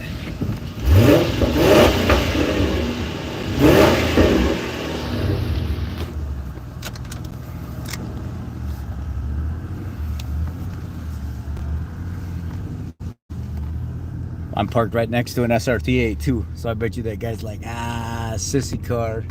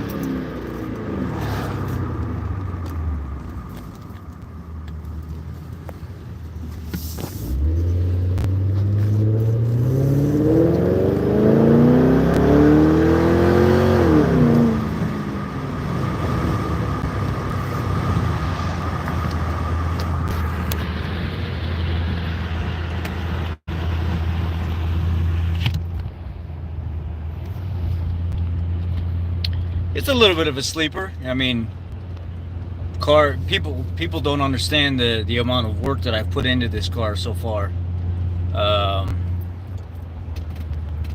It's nice, you know. What makes it even better is the way the transmission shifts now compared to the way it shifted before. When I went into the SETX4 and I bumped up the line pressure to 5% increase, I was like, okay, that's all right. And then I went 10% and I was like, wow, that shifts a lot better.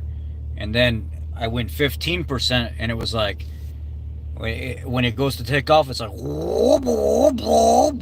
it shifts hard and it shifts firm. It's not that lazy gold grandpa shift the way it was before. And a lot of the reasons why these 4R70Ws wore out is because of how lazy the shift and stuff was all the time. It was made to last a long time, right?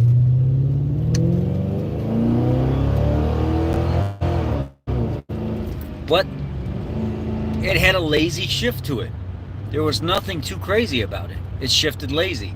And it would wear the clutches and stuff inside a little bit more. Or I should say the the different gear packs or whatever the trans guy called it. I forget what he calls it now. He calls it something completely different. The different gears packs or clutch packs or whatever inside the transmission. And I told him, I was like, so what if I do like 10%? Do you think it would do anything to that transmission at 195,000? And he said, no, if it's got a good transmission service history and you don't see no fluid debris and it's still nice and vibrant, it smells good, increasing the line pressure will actually increase the life of that transmission because it's going to shift a little firmer, a little faster, and it's not going to drag so much. So I asked him, I said, can you give me a block of instructions on how I would go about doing this? And he said, yeah. So you're going to start with 5% and you're going to see if you like it or not. And you're going to drive around for a while and get a feel for it. Give yourself some time to think about it, and then maybe do like 10%. And then do 15%. But he said, I don't know if I'd go any more than 15, 20%. So once I got to 15% and I seen how fast the transmission was shifting, I was like, okay, I like this. It holds the gear out a little bit longer and then it shifts faster. See you, Jonathan. I appreciate you.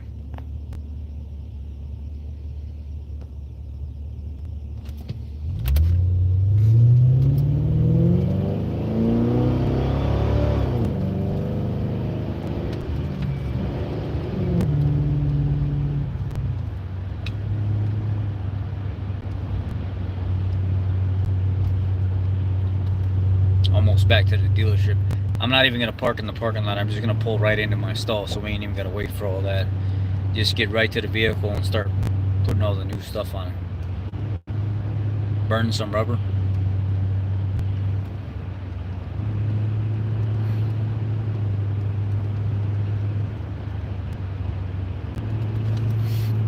Burn some rubber, he says. I don't know if we're going to burn rubber tonight. We got to get this work done.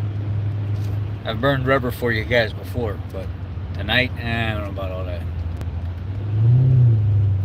It's 8:30 right now, or what time is it? 8:30? We got 30 minutes before the doors close at the dealership. I need to be inside working.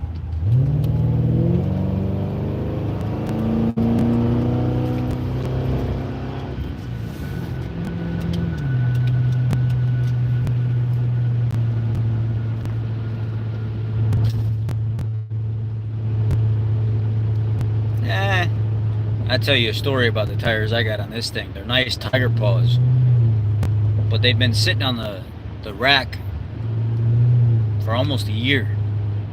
And the company that bought them went out of business. They never came and picked them up. So they had to send their money back. So we have a set of tires that's only a year old, and I'm like, those are the same tires that that fit my town car, my Mustang rims on the town car. Maybe I could make a deal with you. And they let me pay, I think these tires should have been like $550 or $600, but I bought them brand new for like $375, I think.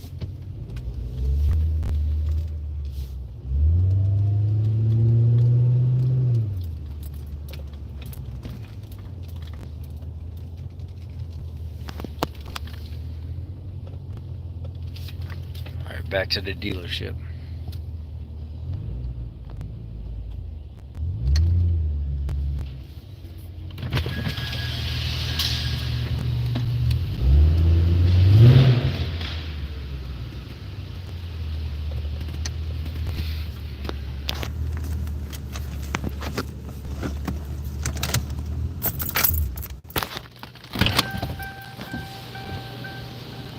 Let's get on this right now and start working.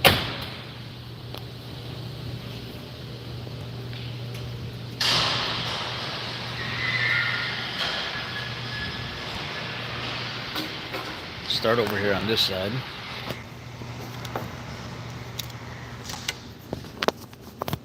So over top, this. Did you just get in here, Kelvin? Because that's the Dodge. That's what we were doing all the running around for. Dude, nobody had what we wanted. Nobody. Even though they said they had it.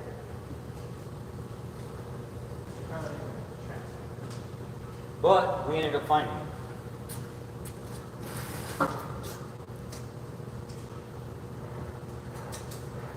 think this wheel bearing's gonna have to go too.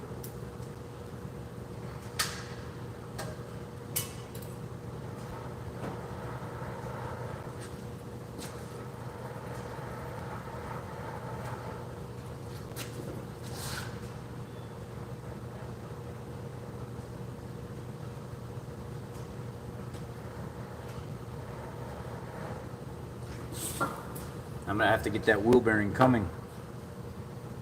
It's not like chunky, but it's starting to make noise, and I don't like that.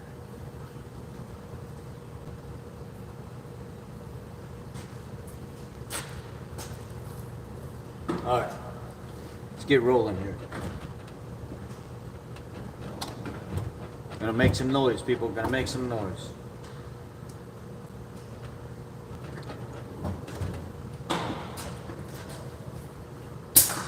How did it turn out? It turned out like you expected? Yeah, I actually got to remove the crash bar and put like, make a different type of crash bar for it. Because it's like, it pretty much hides behind that piece.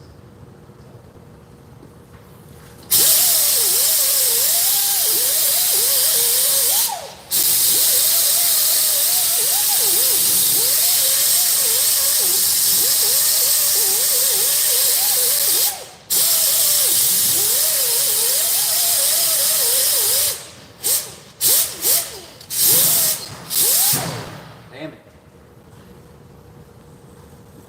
I should put my face shield back on. Don't fuck myself up. There it is. I'll use this.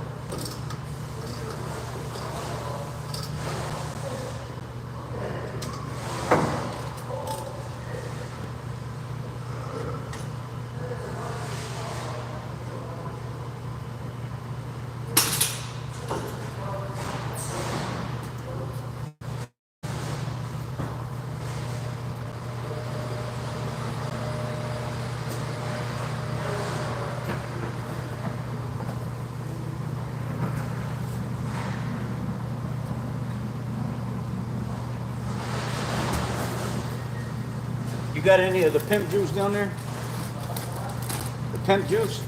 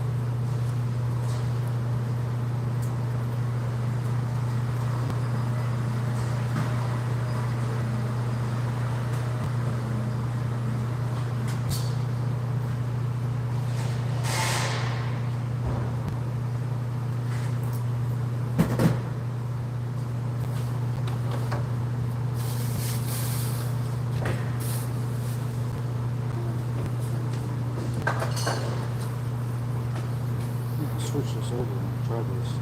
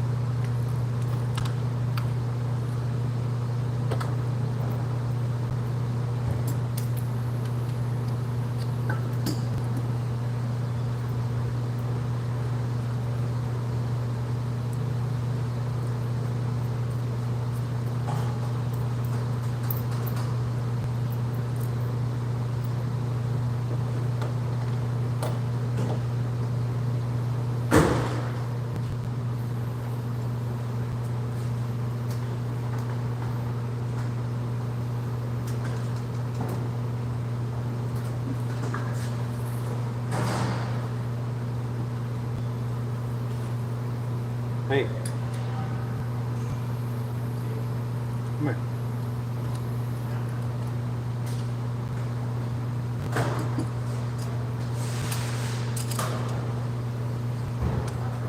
Never mind, I got it.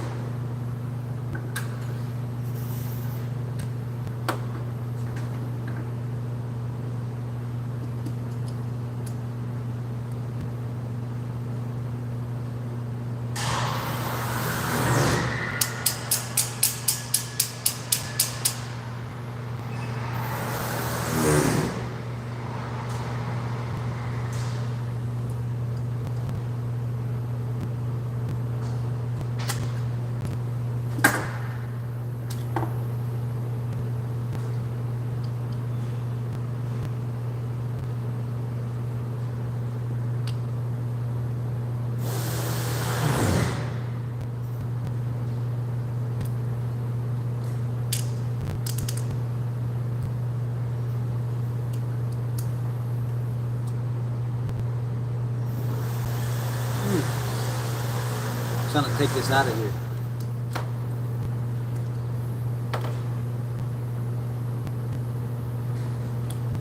I'm switching the arbor over.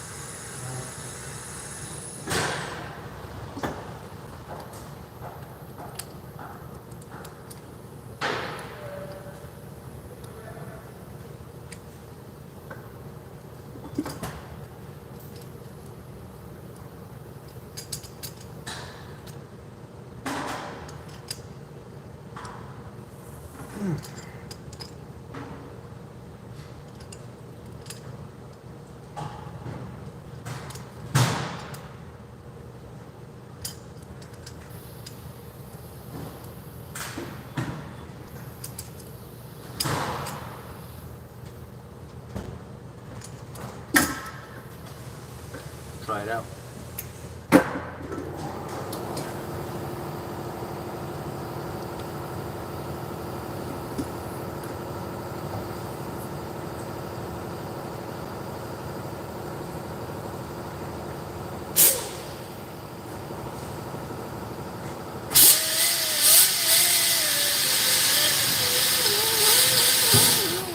Oh wow.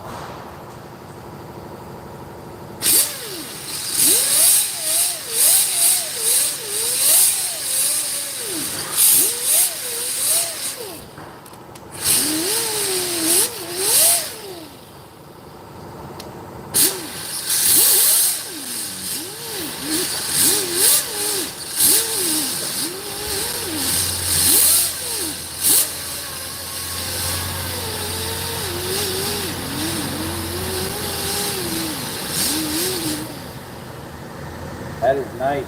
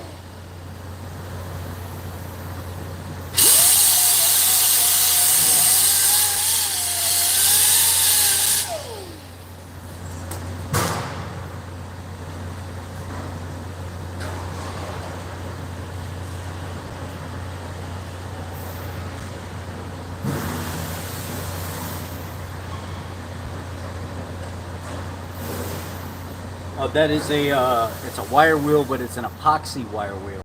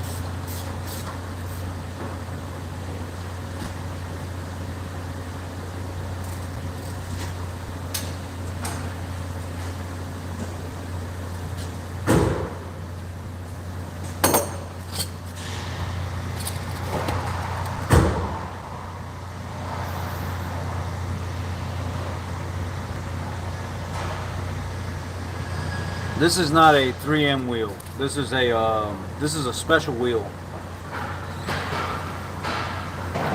Auto Body Skinner Brush and Arbor.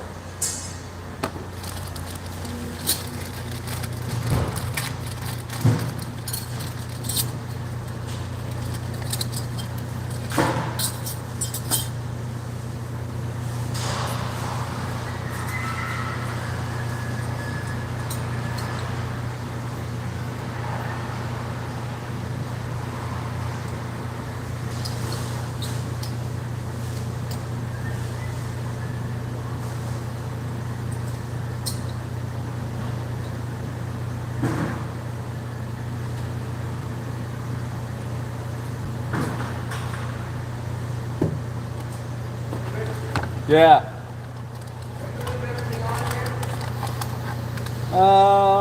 No, you're good. I don't need it. Yeah, I don't need anything.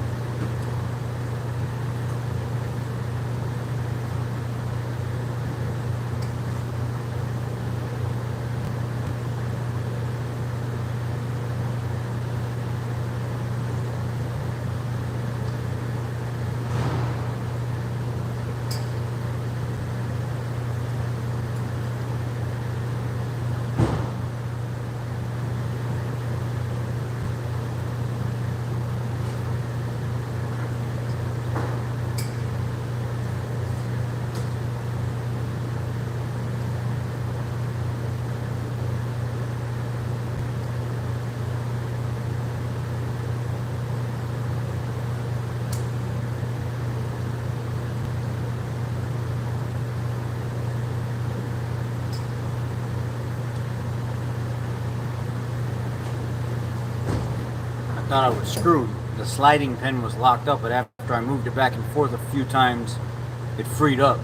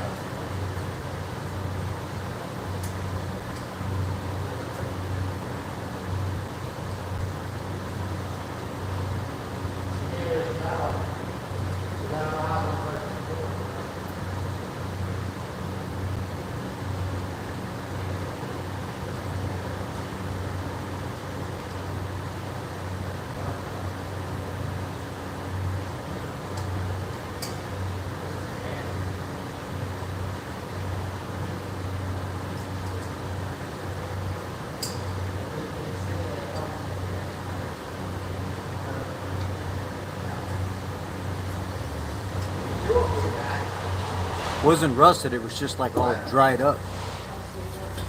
Take it easy, bud. You're actually fixing shit, putting on some new stuff on here, huh, buddy? Yeah. Fine quality pickup truck right here. It wasn't rusted, it was just jammed up in the rubber and it wouldn't slide.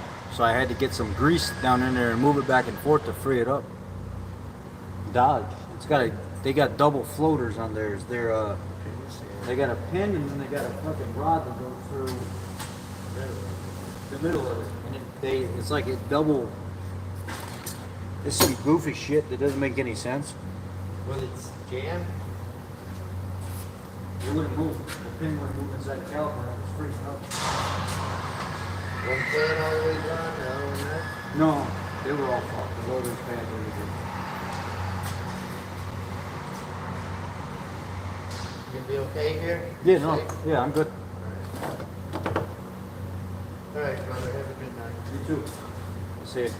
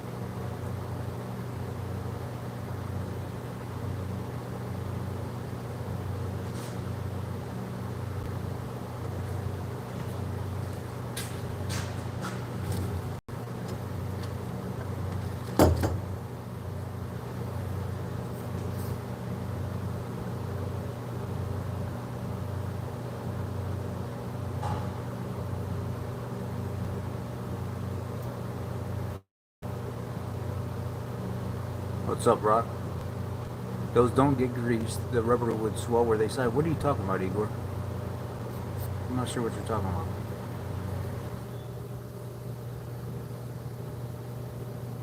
The intakes are the same and the exhausts are the same. They're not all four the same.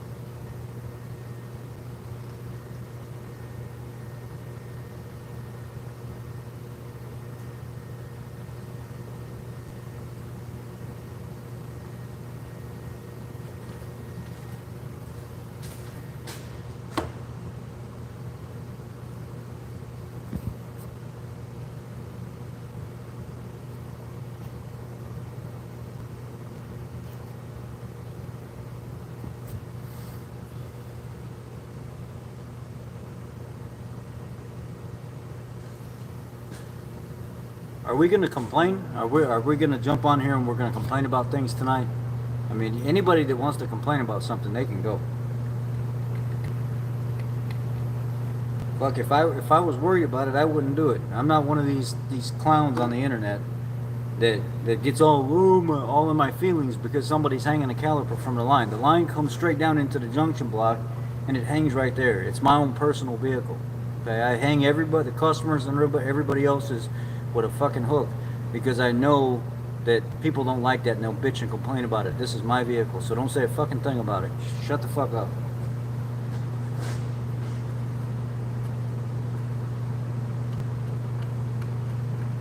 Fucking god damn, man. These are fucking whiny motherfuckers.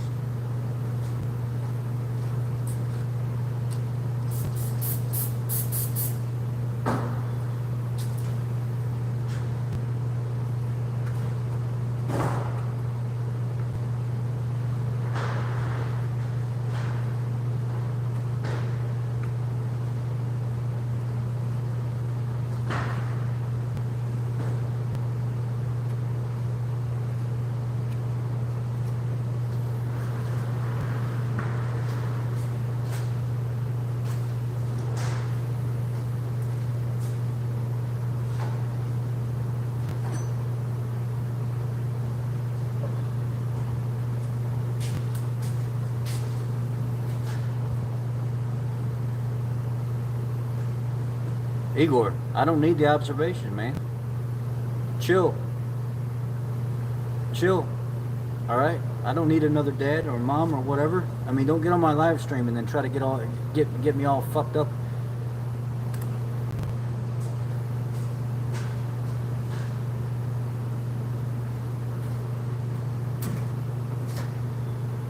Y'all know better than that shit, man. You come here because you like to watch, you like to talk to me, you like to hang out with me. You don't come here because you want to be my daddy. So chill with that shit.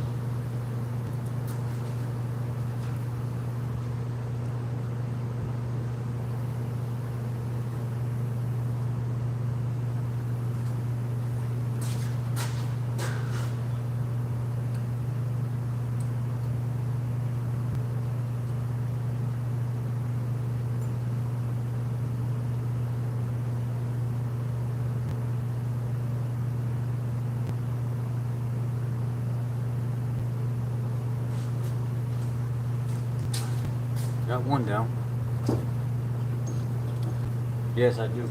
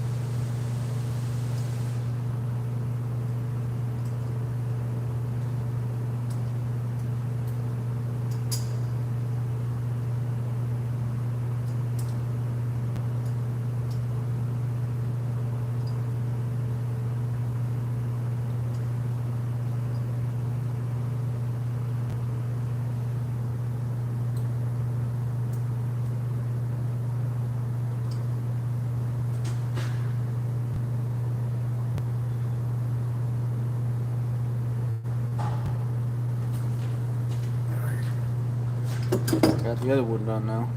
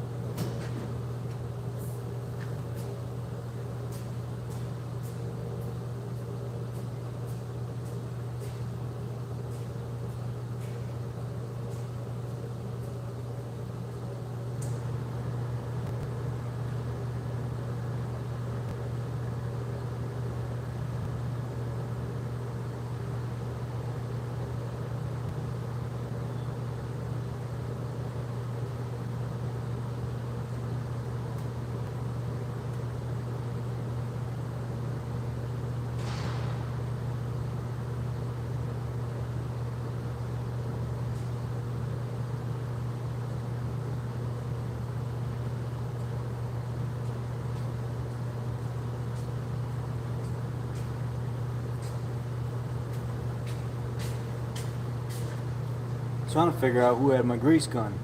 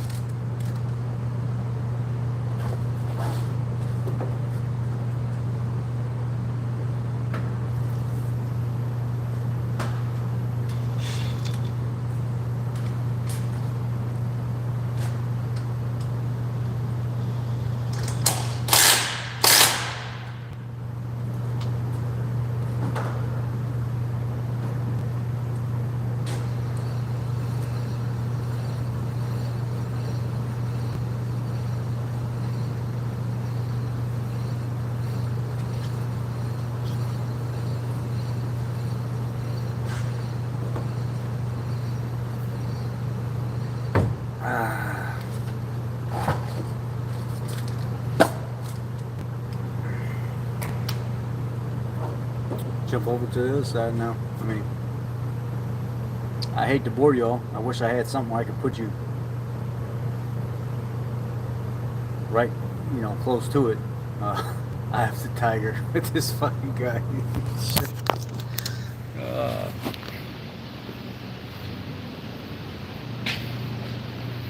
I'll move y'all a little bit closer. I don't know if you want to be right here or where you want to be. You can see where I didn't paint yet. I got to come back and grind all that down and paint it all.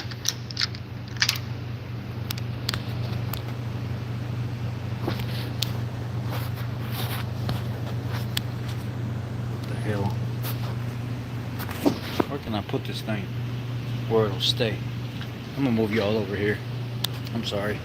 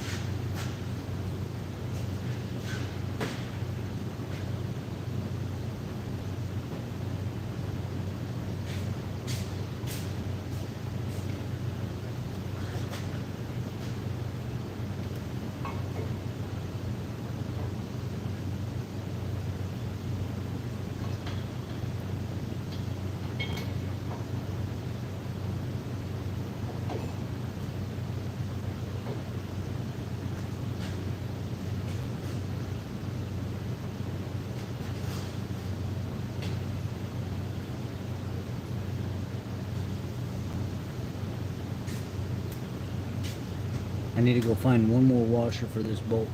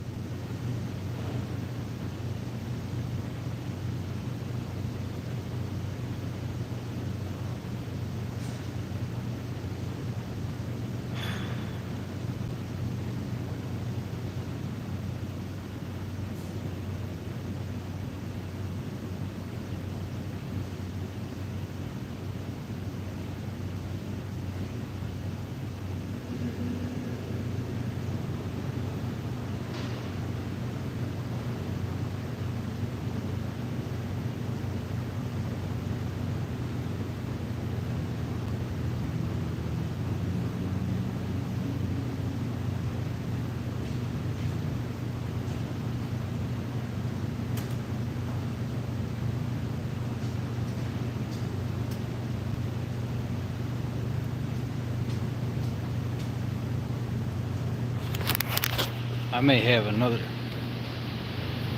the right bolt down here in my other toolbox. I got another toolbox at the other end of the shop.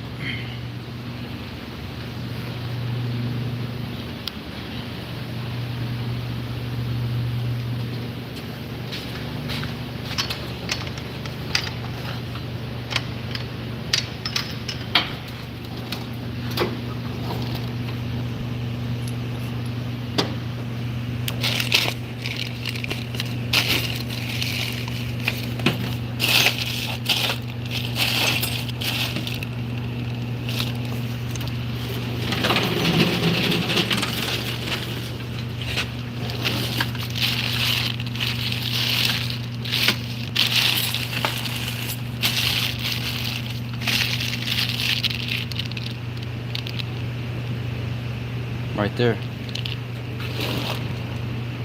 That's it.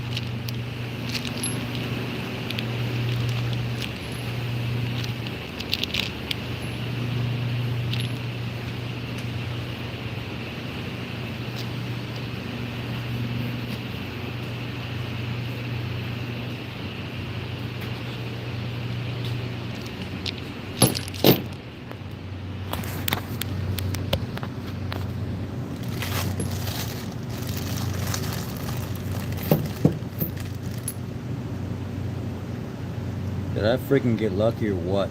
Holy moly.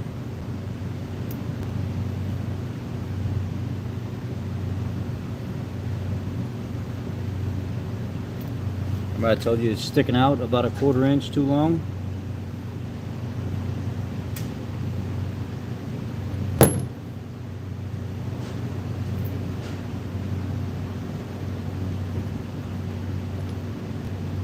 These are caliper bracket bolts on a F-150.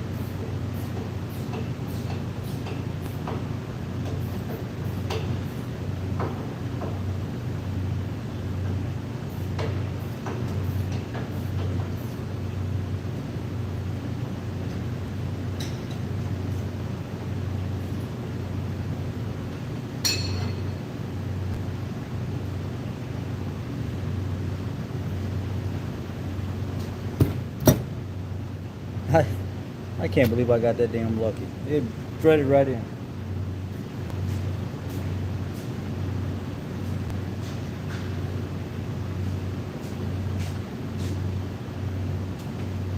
If that ain't a... What the heck? Same size and all. The hell with it. I'll put 2 brand new bolts in there.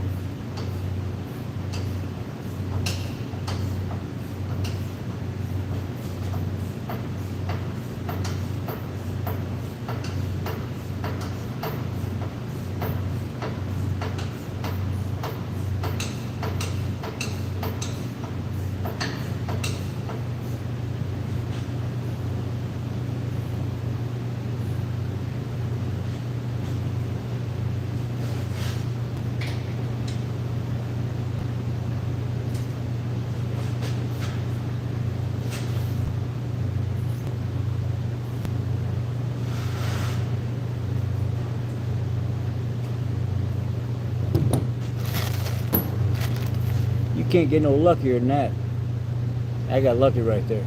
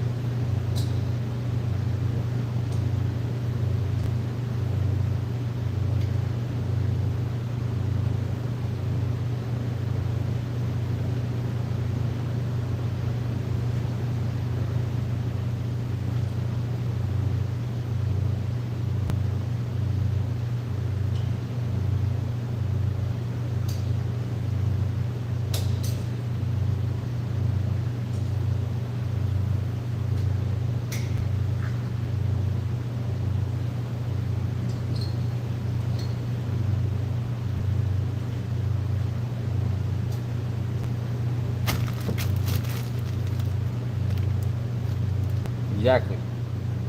Never throw them out.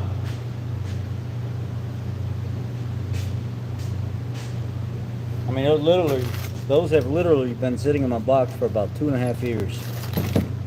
And I think they're the bolts for a, it says W715091 S439 caliper bracket bolts.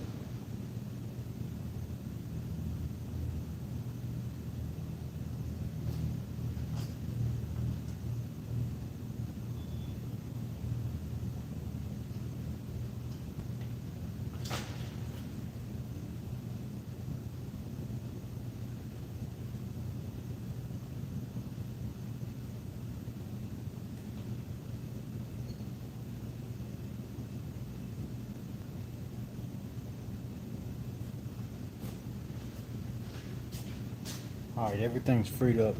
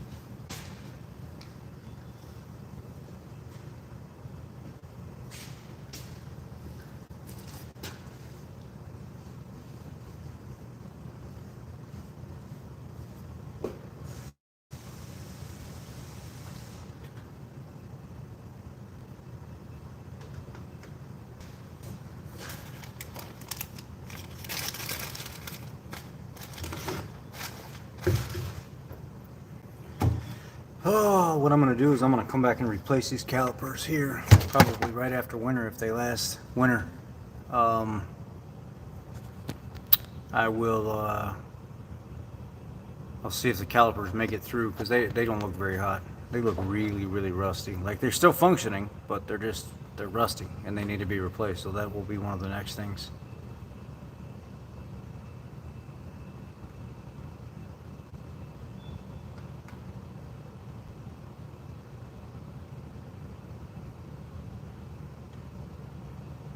You want to see this truck with a nice paint job?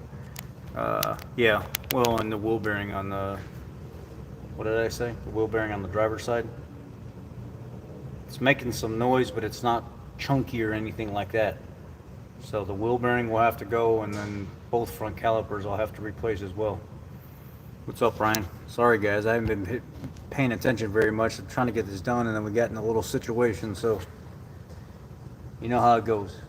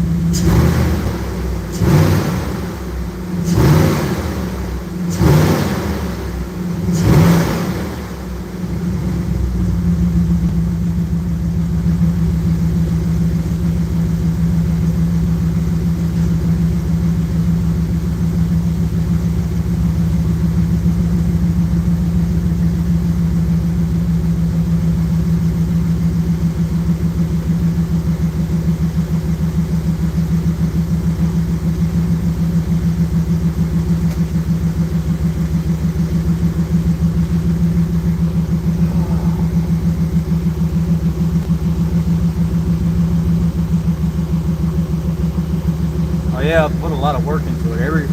I'll show you real quick. All the ignition components and everything's all brand new.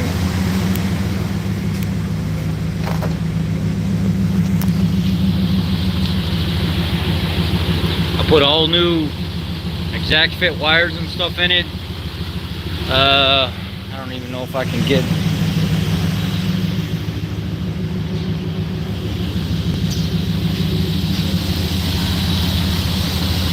It's got exact fit wires, got a brand new cap, brand new magnetic pickup, brand new CKP. Well, I say within the last, they only got like 5,000 miles on it. Ignition coil's new, all the pulleys on the front of the motor are new. The AC compressor is about 1.5 years old. The computer's new. The ignition coil driver went out in the computer, trans fluid and everything. The last thing I gotta do is I gotta pull intake and flush this motor out.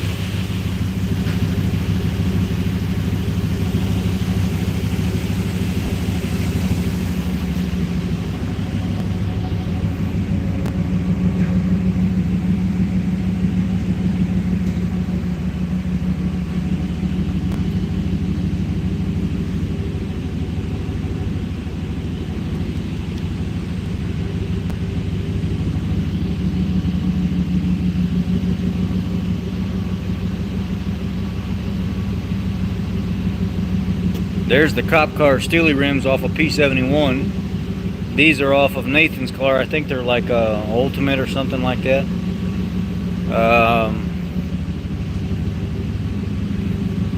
Then I have 3 more sets of tires at my shop up in the loft, put away. And then these are brand new here. These are the brand new, or newer I should say, 16 GT rims with the tiger paws.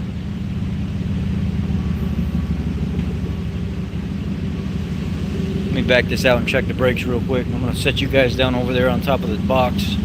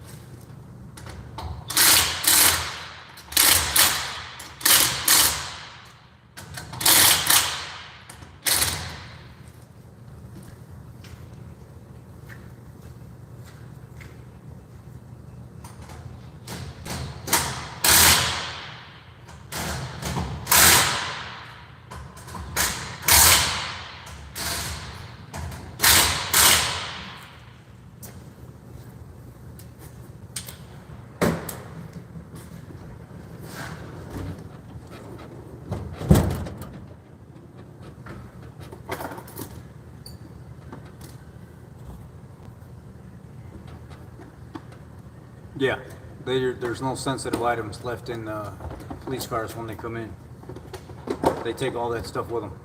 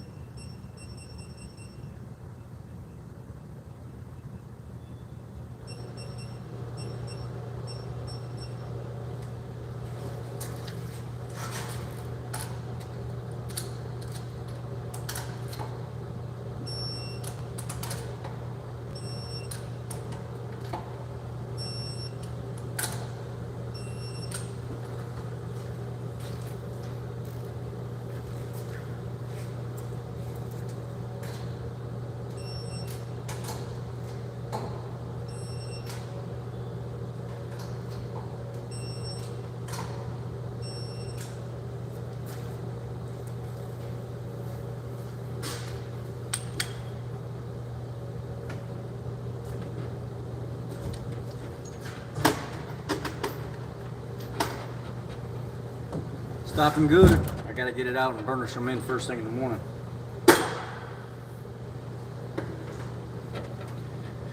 Clean up my damn mess tonight.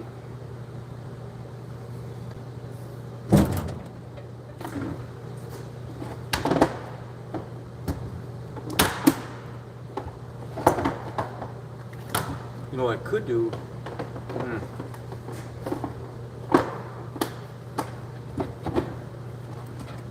Is I could go burnish them in now and just get it over with, and then not have to worry about that in the morning.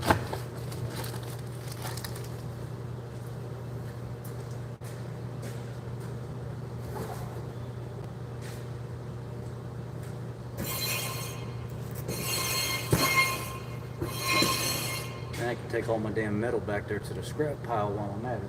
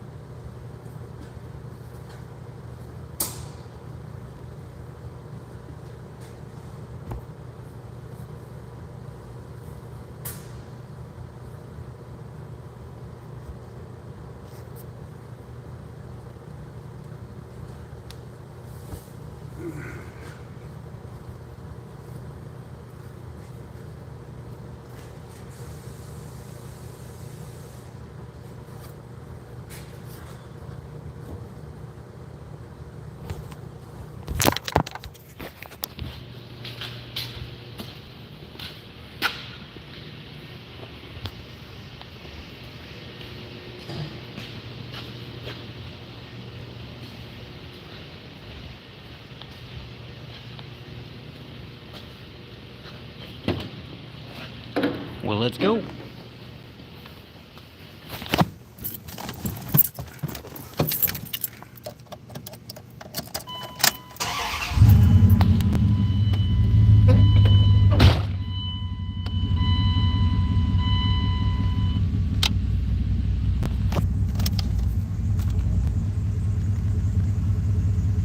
Let me put this down for a second so I don't hit that Harley Davidson F-150 behind me.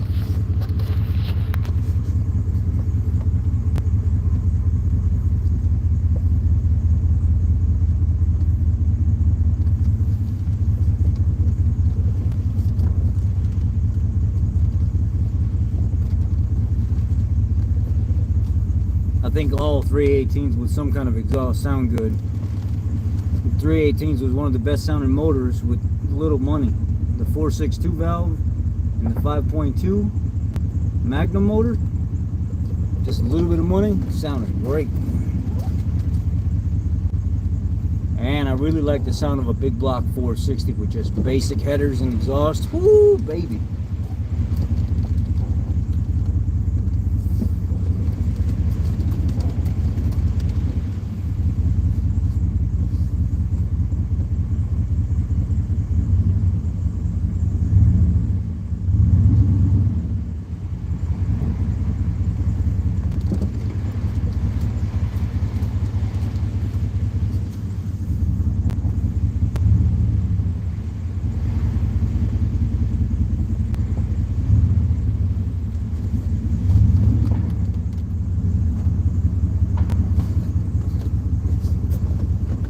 Oh yeah, 50HO. Now I gotta take all of what I said back. The 50 is the best sounding small block I've ever heard with exhaust. So I take it back and I agree with you.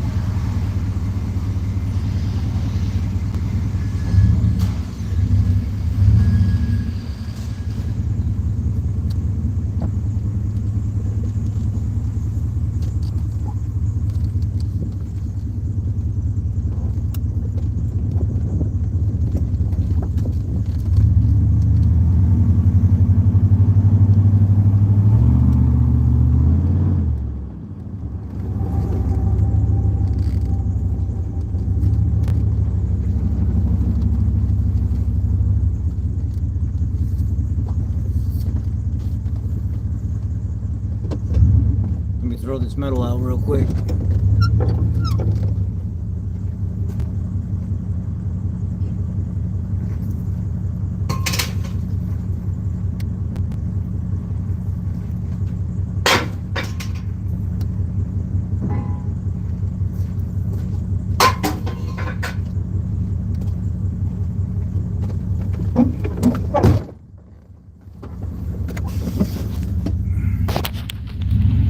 So she stops.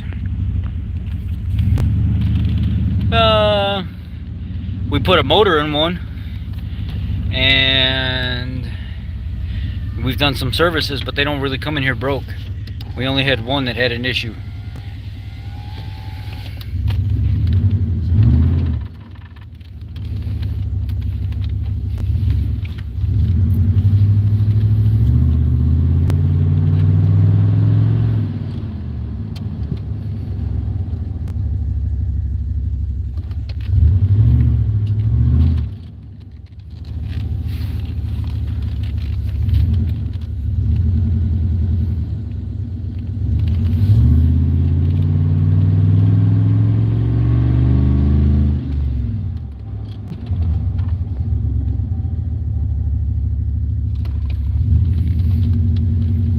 Brakes are good.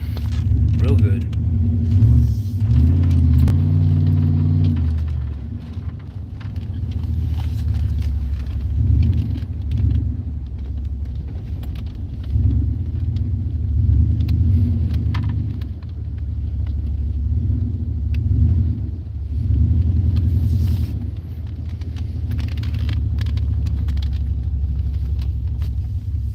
Jump outside and check.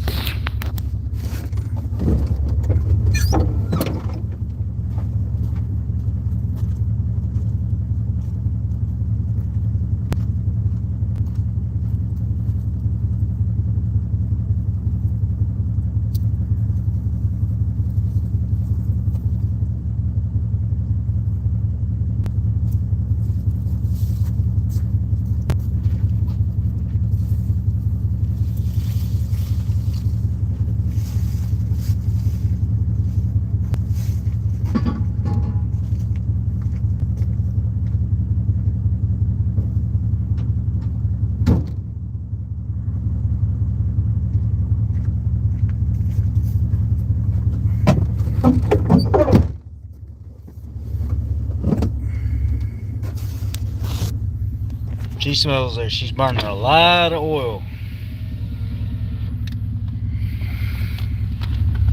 I better get that intake manifold done pronto. You can smell the oil.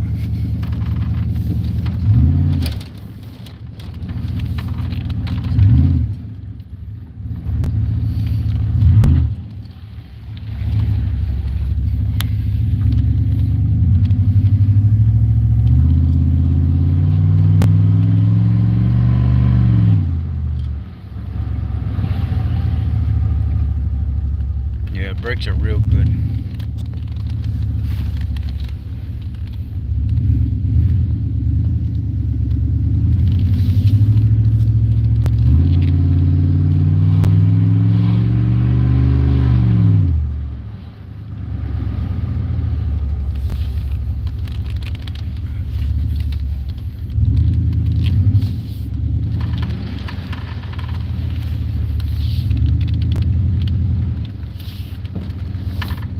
Get on them kind of hard right now.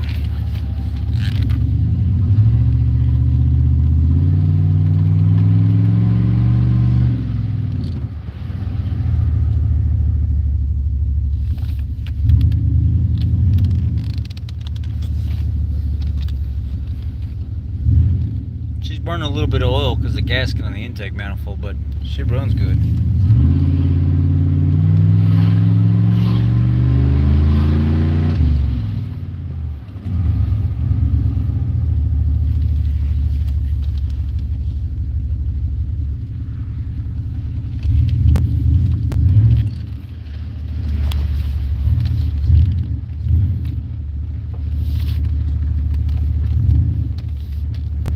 It's got like a paper gasket underneath it, and it blows out. And over time, as the oil saturates the paper gasket, it like under vacuum.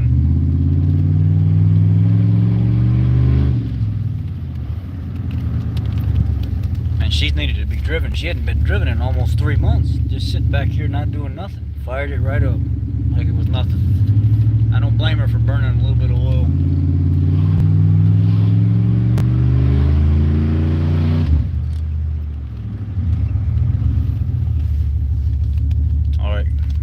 Brakes are good.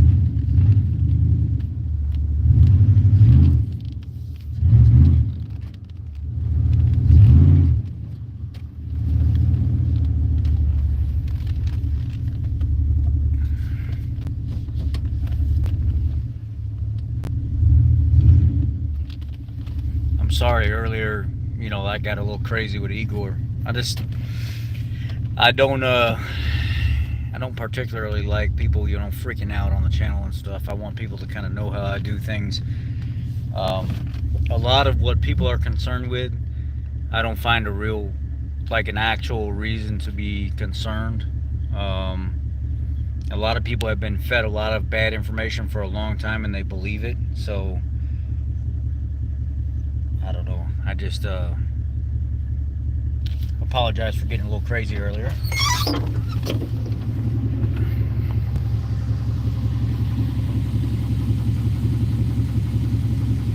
Oh yeah, she's broke in. She's broken real good. Smell the brakes a little bit, not too bad. Doesn't smell burnt, but oh yeah. Oh yeah. She's a hot. Real hot.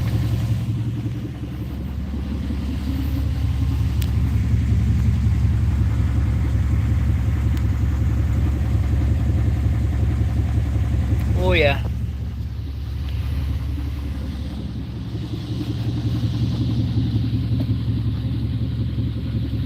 You're good. You're stopping good. Yeah, I know. I don't, and I didn't mean to come, get on Igor like that either. It's just I'm in the middle of a stressful event as it is, and we're trying to deal with this. You guys see me running from one end of town to the other end of town. I just spent $250 on something I didn't want to spend $250 on. I'm kind of like weird when it comes to money too. Like, even though I know I need to spend it, I'll try to find reasons not to spend it. And I knew I was running out of time on this thing, and I knew if I didn't do something now, it would be too late. So, you take all that and you snowball it into one thing, and then somebody starts nitpicking. It's like, fuck, man, chill.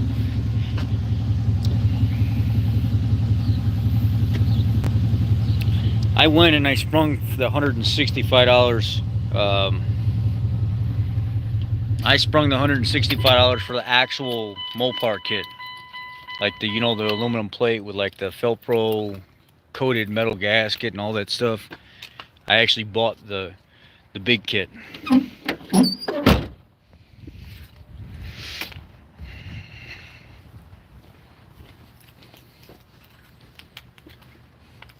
I spent the extra,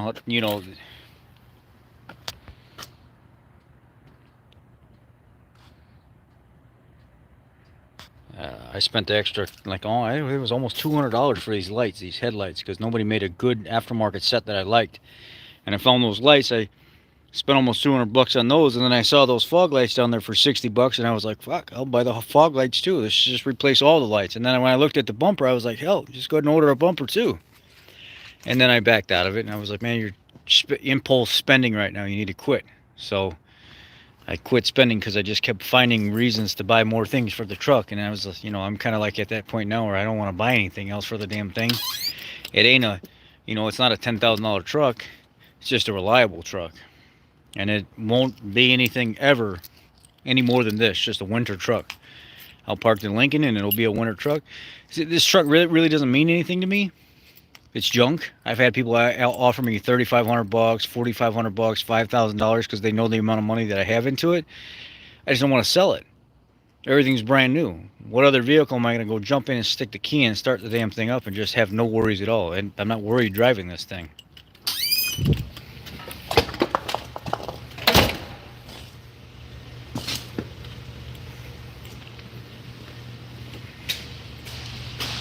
Now, finish cleaning up my tools and stuff, and then get out of here. And I'll come back tomorrow and flush the engine out, and then head over to the old lady's house because I got the day off. We need this for winter too, because her truck is two-wheel drive and my truck is two-wheel drive, but mine's a posi two-wheel drive truck, so mine does a lot better in the snow than hers does. That posi 14 bolt in that thing with those tires, even with my bald tires, because of that posi unit in that truck, I could go up to like 1 foot, like a foot and a half of snow, and that posi unit back there in that gravel would just push that truck right through it where everybody else was getting stuck. The F-150s with the open differentials and stuff like that, they were all getting stuck.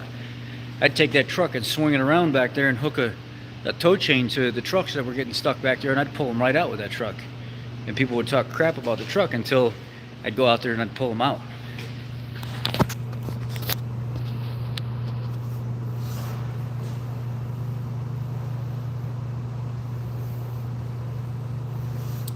If I sold that truck the way it was, I'd at max, because it's not a magnificent truck. Right now, I might get $5,000 for it because of the market. If that truck maybe if it was all cleaned up and everything touched up, that other spot on the other side, 5-6 grand is what I could pull. Somebody could probably lowball me down to about 4,500, and I don't know that I would take it now, but probably about 5 right now with the market the way it is, and everything in it's brand new.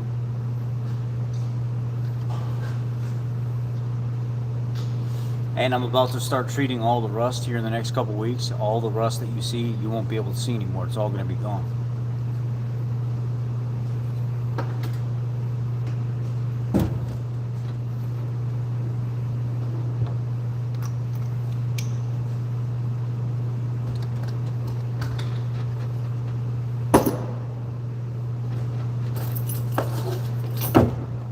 Hell, I spent a lot of money today on that truck. $300 in engine cleaning chemicals, another $250 in rotors and brakes. Fucking hell, man.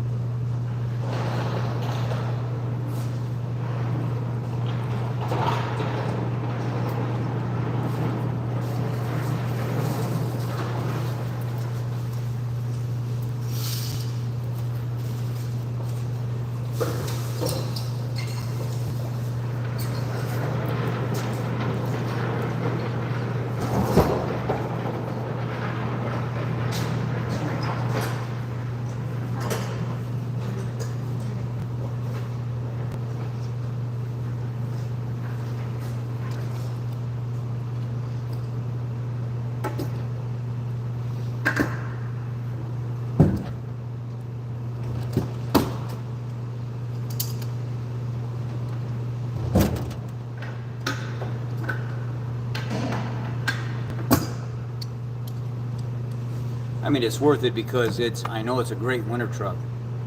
That truck, those Dodge trucks and two-wheel, I mean, I know a lot of people talk trash about them and say they're not worth a damn, but that truck has gotten me through every winter so far. While everybody else is sliding all over the road and stuff like that, a good set of tires on that truck with that limited slip rear end or posi rear end that's in that thing pushes me right through everything. Never been stuck in that truck. I've pulled people out in that truck. I've never had a problem with that truck. Never.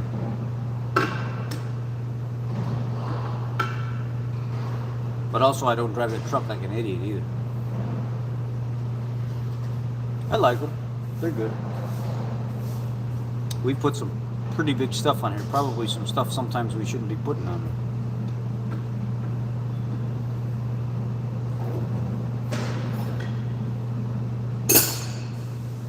And they handle it. Yeah, tomorrow is going to be quite interesting with the flush.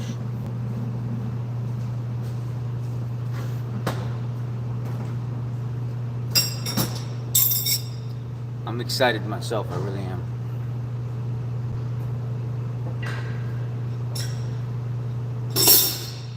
I had my buddy come out when I was living out in the country. We had a tractor trailer that was parked in the front 5 acres of the house. It was out in the middle of the field. It was a big international 944i or something like that, and I think it's called the 944i Eagle, 944i Eagle or whatever. The front tandem had sunk down into the ground, almost all the way to the tandem, and he's got a F350. And I asked him, I said, do you think that thing's got enough balls to come out here and pull that truck out of those big giant deep ruts? You know, I'm talking a foot with all that weight down inside the rut. And he said, I think I can give her a go, give her hell. I think it'll pull it right out. It didn't pull it right out, but she did pull it out. He had to use a snatch rope and back up and get that, and he had to jerk that semi out of there. And it was pretty crazy. Just the dynamics behind how you pull somebody out of a situation where they're stuck or something like that. How some people use like snatch blocks, and they'll use special like tow ropes and stuff that actually will help give you some advantage.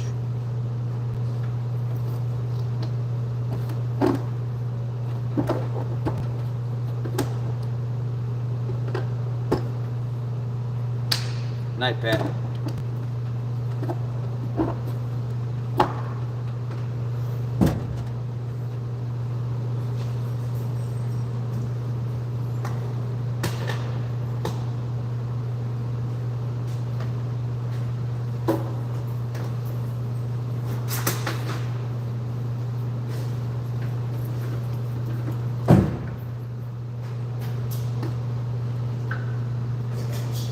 Good night.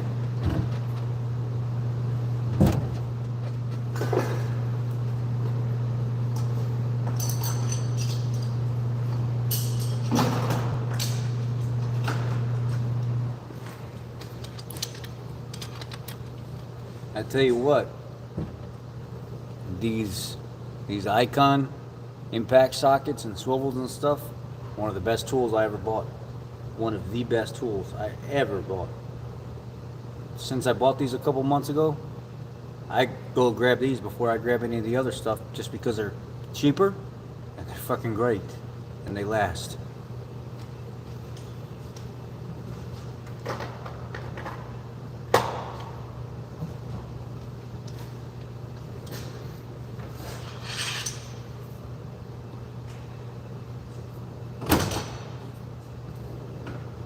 I mean, I got all kinds of Matco and Mag and Snap-on and everything else.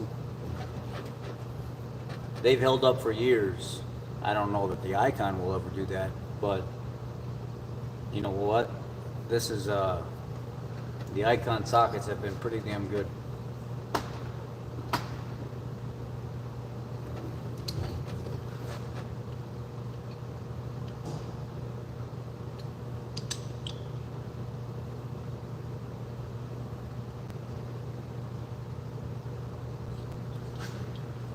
Damn it.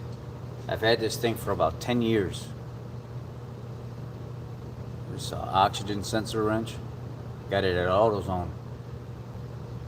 And it's just starting to back out on me. After 10 years. Even the trans guy comes and gets this for me when he has to pull oxygen sensors out, when he's removing the exhaust to do like pull transes and things out. This is finally starting to back out on me. After 10 years. About 10 years, I should say.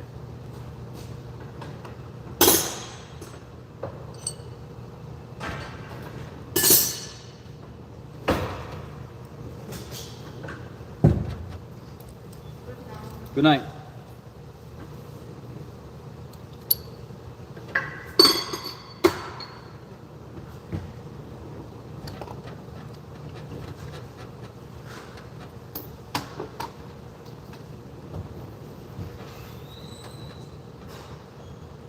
Burning the midnight oil. Yeah. I am. I had to get some work done on the Dodge. Nobody has. Good night. Nobody has seen anything with that Dodge in a long time, and I've been putting it off and putting it off and putting it off. And I was like, you know what? I got to work Saturday anyway. Why not take tomorrow off and stay late tonight and get some stuff done on the Dodge instead of continuing to make excuses on it? And we did.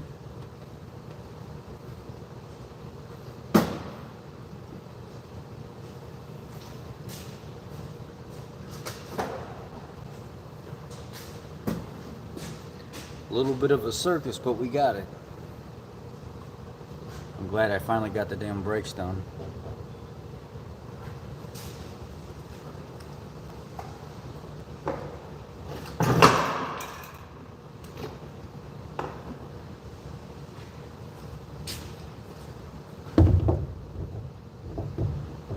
Oh God, the trip was horrendous.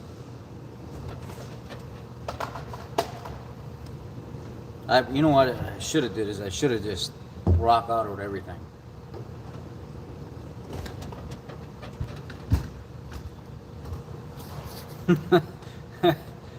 Yeah,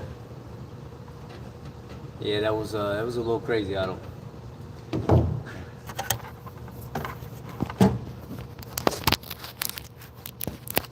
Life was stressed. Yeah, I stress myself out. You know, sometimes I go back when I do these live streams, and you know, I've done other live streams as well. I'll go delete them because I don't want to watch them. I don't even want to revisit them. Oh, somebody said something at, you know, 2 hours and 36 minutes, and you said this, and it hurt their feelings or whatever, and then it starts giving me anxiety, and I start thinking about all the craziness I get into while I'm in these live streams sometimes, and I'm like, you know what, fuck that. I'm not. Just delete it.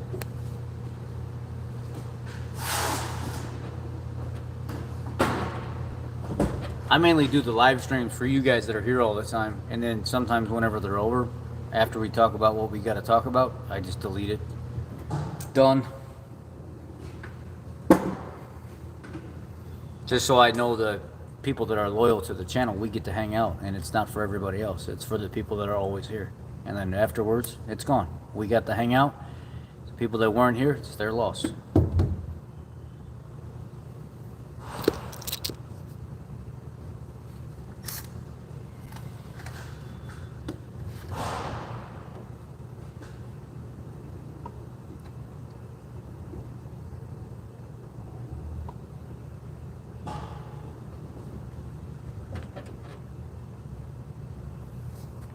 I couldn't stop chatting with the parts guys though. There was no way I could, because the guy at the other store was supposed to he was supposed to go ahead and put the order through, but he never did. So when I got there, I paid them the, whatever it was, $209 for the rotors, and he never put the order through. So I had to stand there and talk and do something until they put the order through, and then right there at the end. I'll tell her that. Put her on here, and we'll talk. I promise I'll be nice.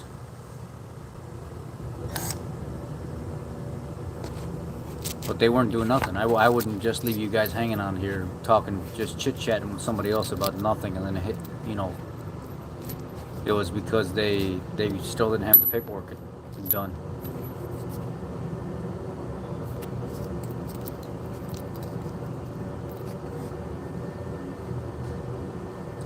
I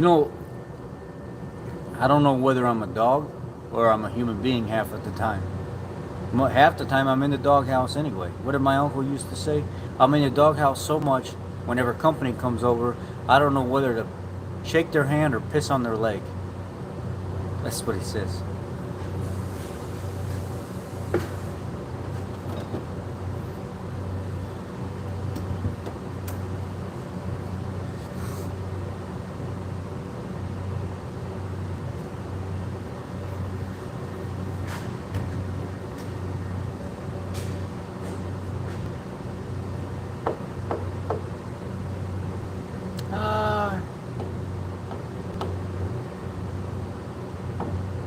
I don't know. If you're just gonna get oil in there, Rich, I don't think it's gonna. Just to get oil in places, maybe it would help. But is there any way that you can fire it up for like 15 minutes, let it warm up, and then shut it back down? I mean, really your vehicle should be started at least for like 15 minutes, 20 minutes once a week. And I'm not telling you to go do that, you do whatever you want. But it is better to at least fire it up and let it get warm for about 20 minutes once a week. Keep the battery charged, get fluids and stuff moving like that, and flood mode it every time you do it, yes. Because remember, oil and fluids still break down even though they sit. They're not good forever.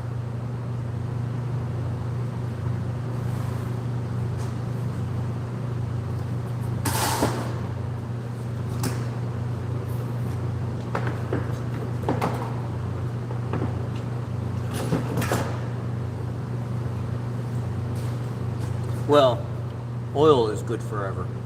I lied about that. Oil is good forever. It's the additives. About 6 months, yeah. I mean, they say like once every 6 months, either you're, 3,000 to 5,000 miles or, 6 months. Some people say a year, but I don't do that. 6 months is the max that I would go.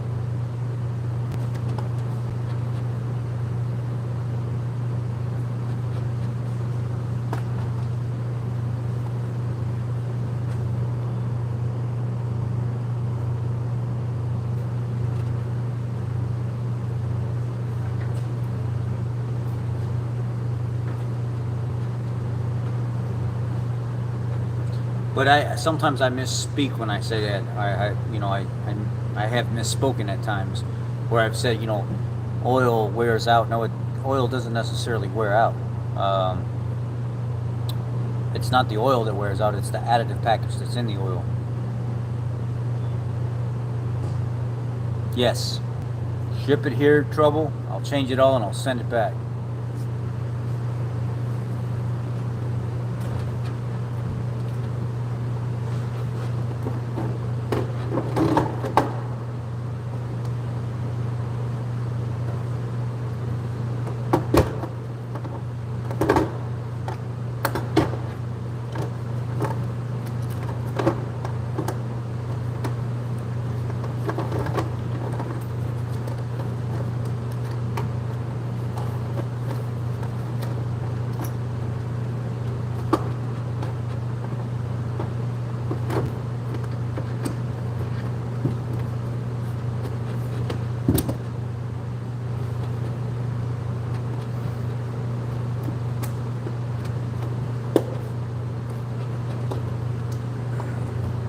might have some big work coming up too.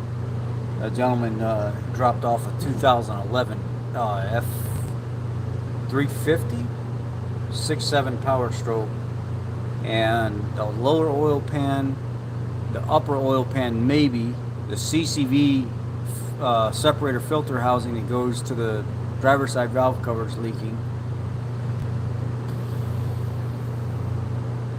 The filters need to be changed. The oil needs to be changed. It's got 178,000 miles on it, and if I have to do the upper oil pan, it's going to be like an 11-hour job. I got to pull the transmission out of the truck and then lift the motor up a little bit to get the oil pan out.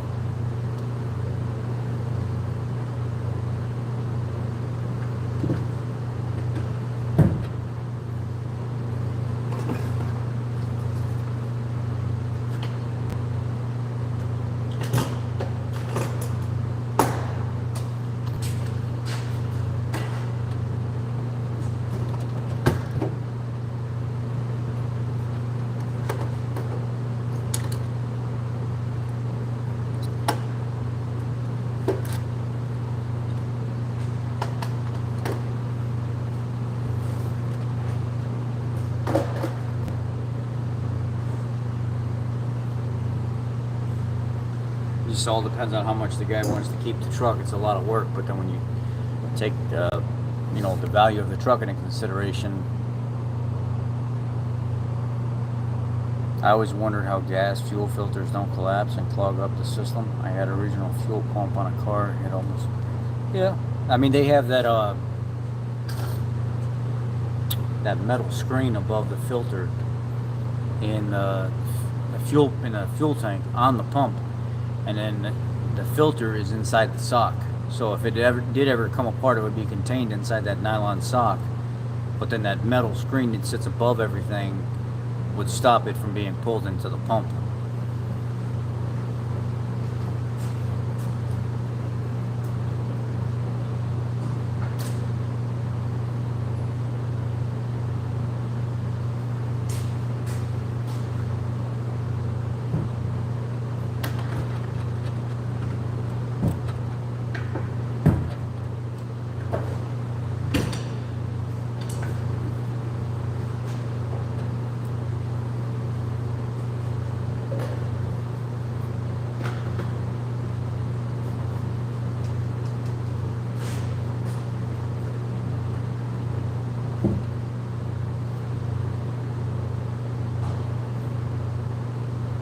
Yeah. I mean, honestly, if I was a guy that had a 6.7 and I could clean the motor off once every couple weeks and it was just leaking a little bit of oil from the oil pan, I'd be like, bro, you ain't touching my oil pan. I'll spray it off every couple weeks and just top off the oil. And I'm not paying you 11 hours labor to pull it out of there and reseal everything when I'm going to be back in here 30,000, 40,000 miles later with the same thing happening. I'll clean the oil off as it slowly dripperoos away, and I'll keep it replenished, and I don't want you touching my oil pan. I mean, but that's me personally.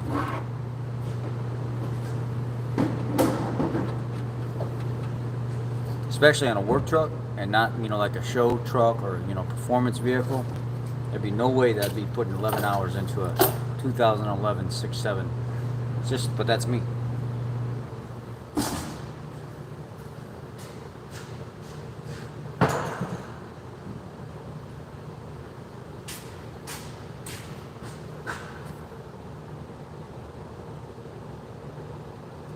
Yeah, I feel really good right now. The brakes are down on that Dodge. That's a huge stress relief for me, because once I see the first snow, or before the first snow, because I've already seen some flurries a couple times so far, I'm gonna put the Lincoln in my shop, and I'll put the Lincoln in my shop, and I'll start doing the projects for the winter, and I'll pull the Dodge out, and I'll do nothing but just drive the Dodge.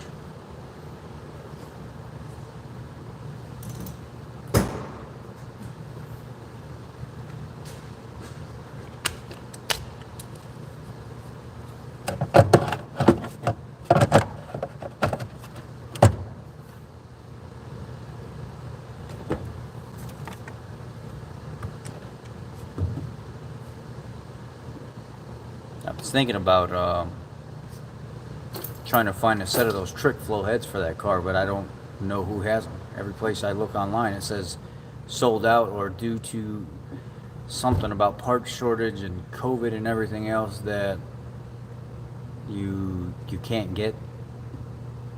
You can't get the headers for the car. You can't get the supercharger kit for the car right now. You can't get the trick flow heads and cam setup. It's like $4,000 for it. It's like $4,000 or $5,000 for the whole entire upper end kit. Springs, heads, camshafts, gaskets, everything that you need. And it says not available, not available, not available, not available.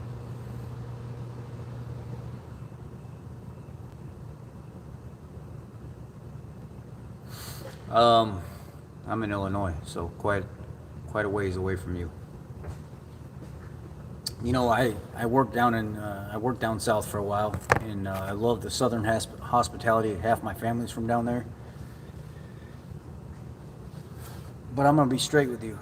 A lot of the smaller shops and stuff down south seem sometimes in the smaller towns where they are the bulk of the employment and stuff like that, or they're the ones that get to say, I employ, you know, most of the people that are working in this town. They're probably some of the most corrupt places I've ever worked or been to, because they know.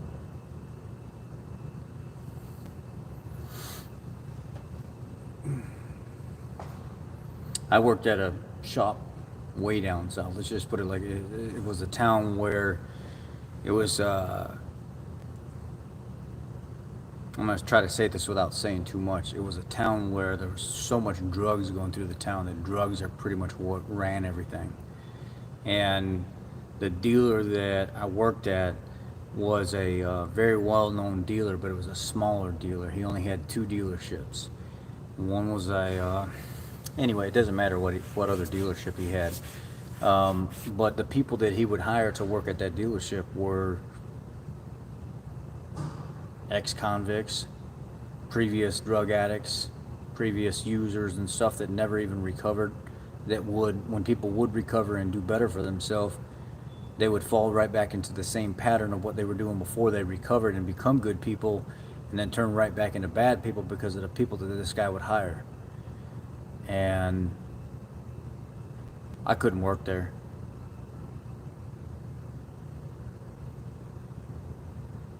I couldn't work there. I spent, you know, right at a year there, and I can't do this, man. This is not the type of establishment that I want to work at. Every single person in this establishment has had some kind of drug problem, currently do have some kind of drug problem, has been convicted of something pretty bad, and they still continue to live that life with little to no hopes of recovery or wanting to recover, and this is supposed to be a professional establishment. I couldn't stay. I had to go. And you know, I went to another shop down south. Same thing happened again, all over again, almost the same thing verbatim. And I was like, you know what, I gotta move back home. I'm just gonna move back home.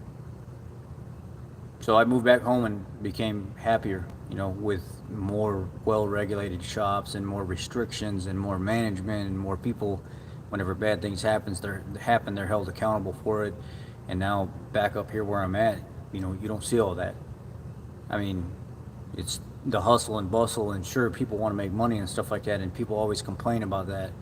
You think it's bad up in the busy areas and stuff, and you want to say, oh, the dealers are going to make, you know, they're trying to make so much money off me, they're trying to screw me, they're trying to do this, they're trying to do that. No, they're not. It's a dealership. It's a shop. You know, the best place to find the best deals is somebody local that you grew up around, that knows you, that knows your family, that have good people working for them, that never really got into all this newer technology and these newer cars. And that, you know, your town, your people, your folks, your friends, they're all still driving late 90s, early 2000s, mid 2000s vehicles. You're going to find the best deals with those type of people that work on that stuff all the time. They're going to hook you up, and they've already seen it 1,000 times, so they can fix it no problem.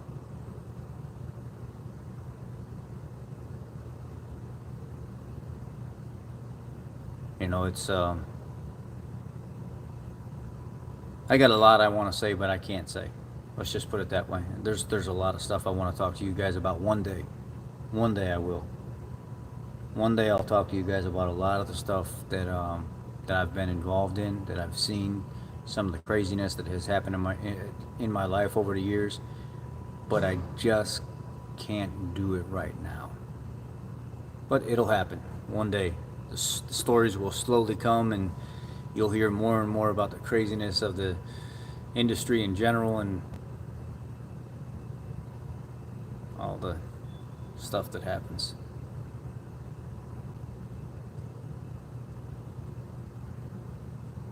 But these, you know, unfortunately with these newer vehicles, you're bound to come into guys like me.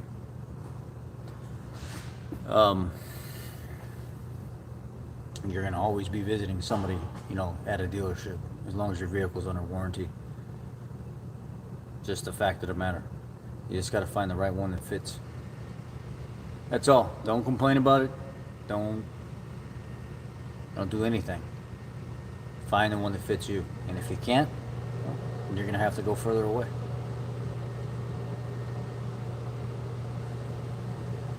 It's only a matter of time.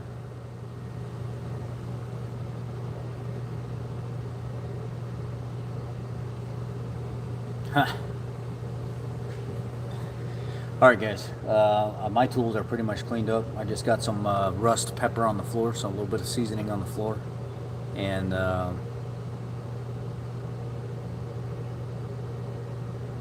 a great night, Trouble, everybody else.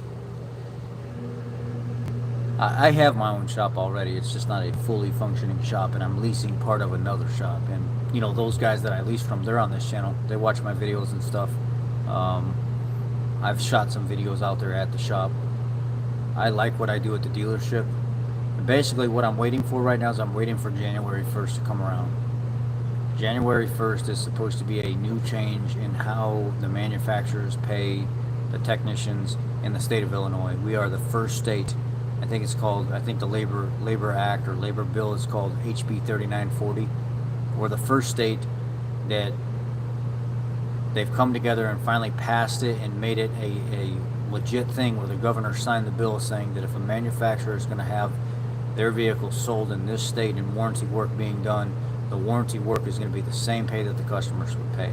So if that engine job takes 27 hours to rebuild that short block and, you know, clean it, test drive it and everything else, the manufacturer is no longer going to be able to get away with paying 19 and a half hours. You're paying what the customer's paying. So if the customer pays 30 hours for this job, you're not cutting the technicians underneath their legs anymore. You're paying 30 hours for this job. So we're the first state in the history to do anything like this. And as of January 1st, 2022, it takes effect. So I want to see what happens. I don't want to get out of the business just yet until I see what happens. Once I figure out what happens and if it's legit and everything's still, you know, if it all plays out like we want it to, then I'll keep the other shop as my hobby shop, and on the weekends we'll do undercoatings and, you know, modifications to the cars and stuff there, and a little bit of stuff here at the dealership sometimes, but mainly most of the stuff there, and I'll just keep it as my hobby shop.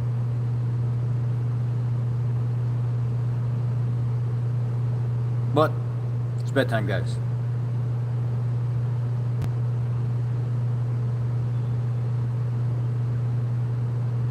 It is bedtime. It's past bedtime. And I apologize to your wives for keeping you up. I apologize for the craziness earlier. You know, sometimes these things happen. I get into a little bit of mischief and got to pull myself out of it. Sometimes you guys are right there for the whole entire thing. So 4 hours and 45 minutes later, that's a long ass live stream. I appreciate y'all. Take care. Have a great night. Be blessed. And I'm out of here.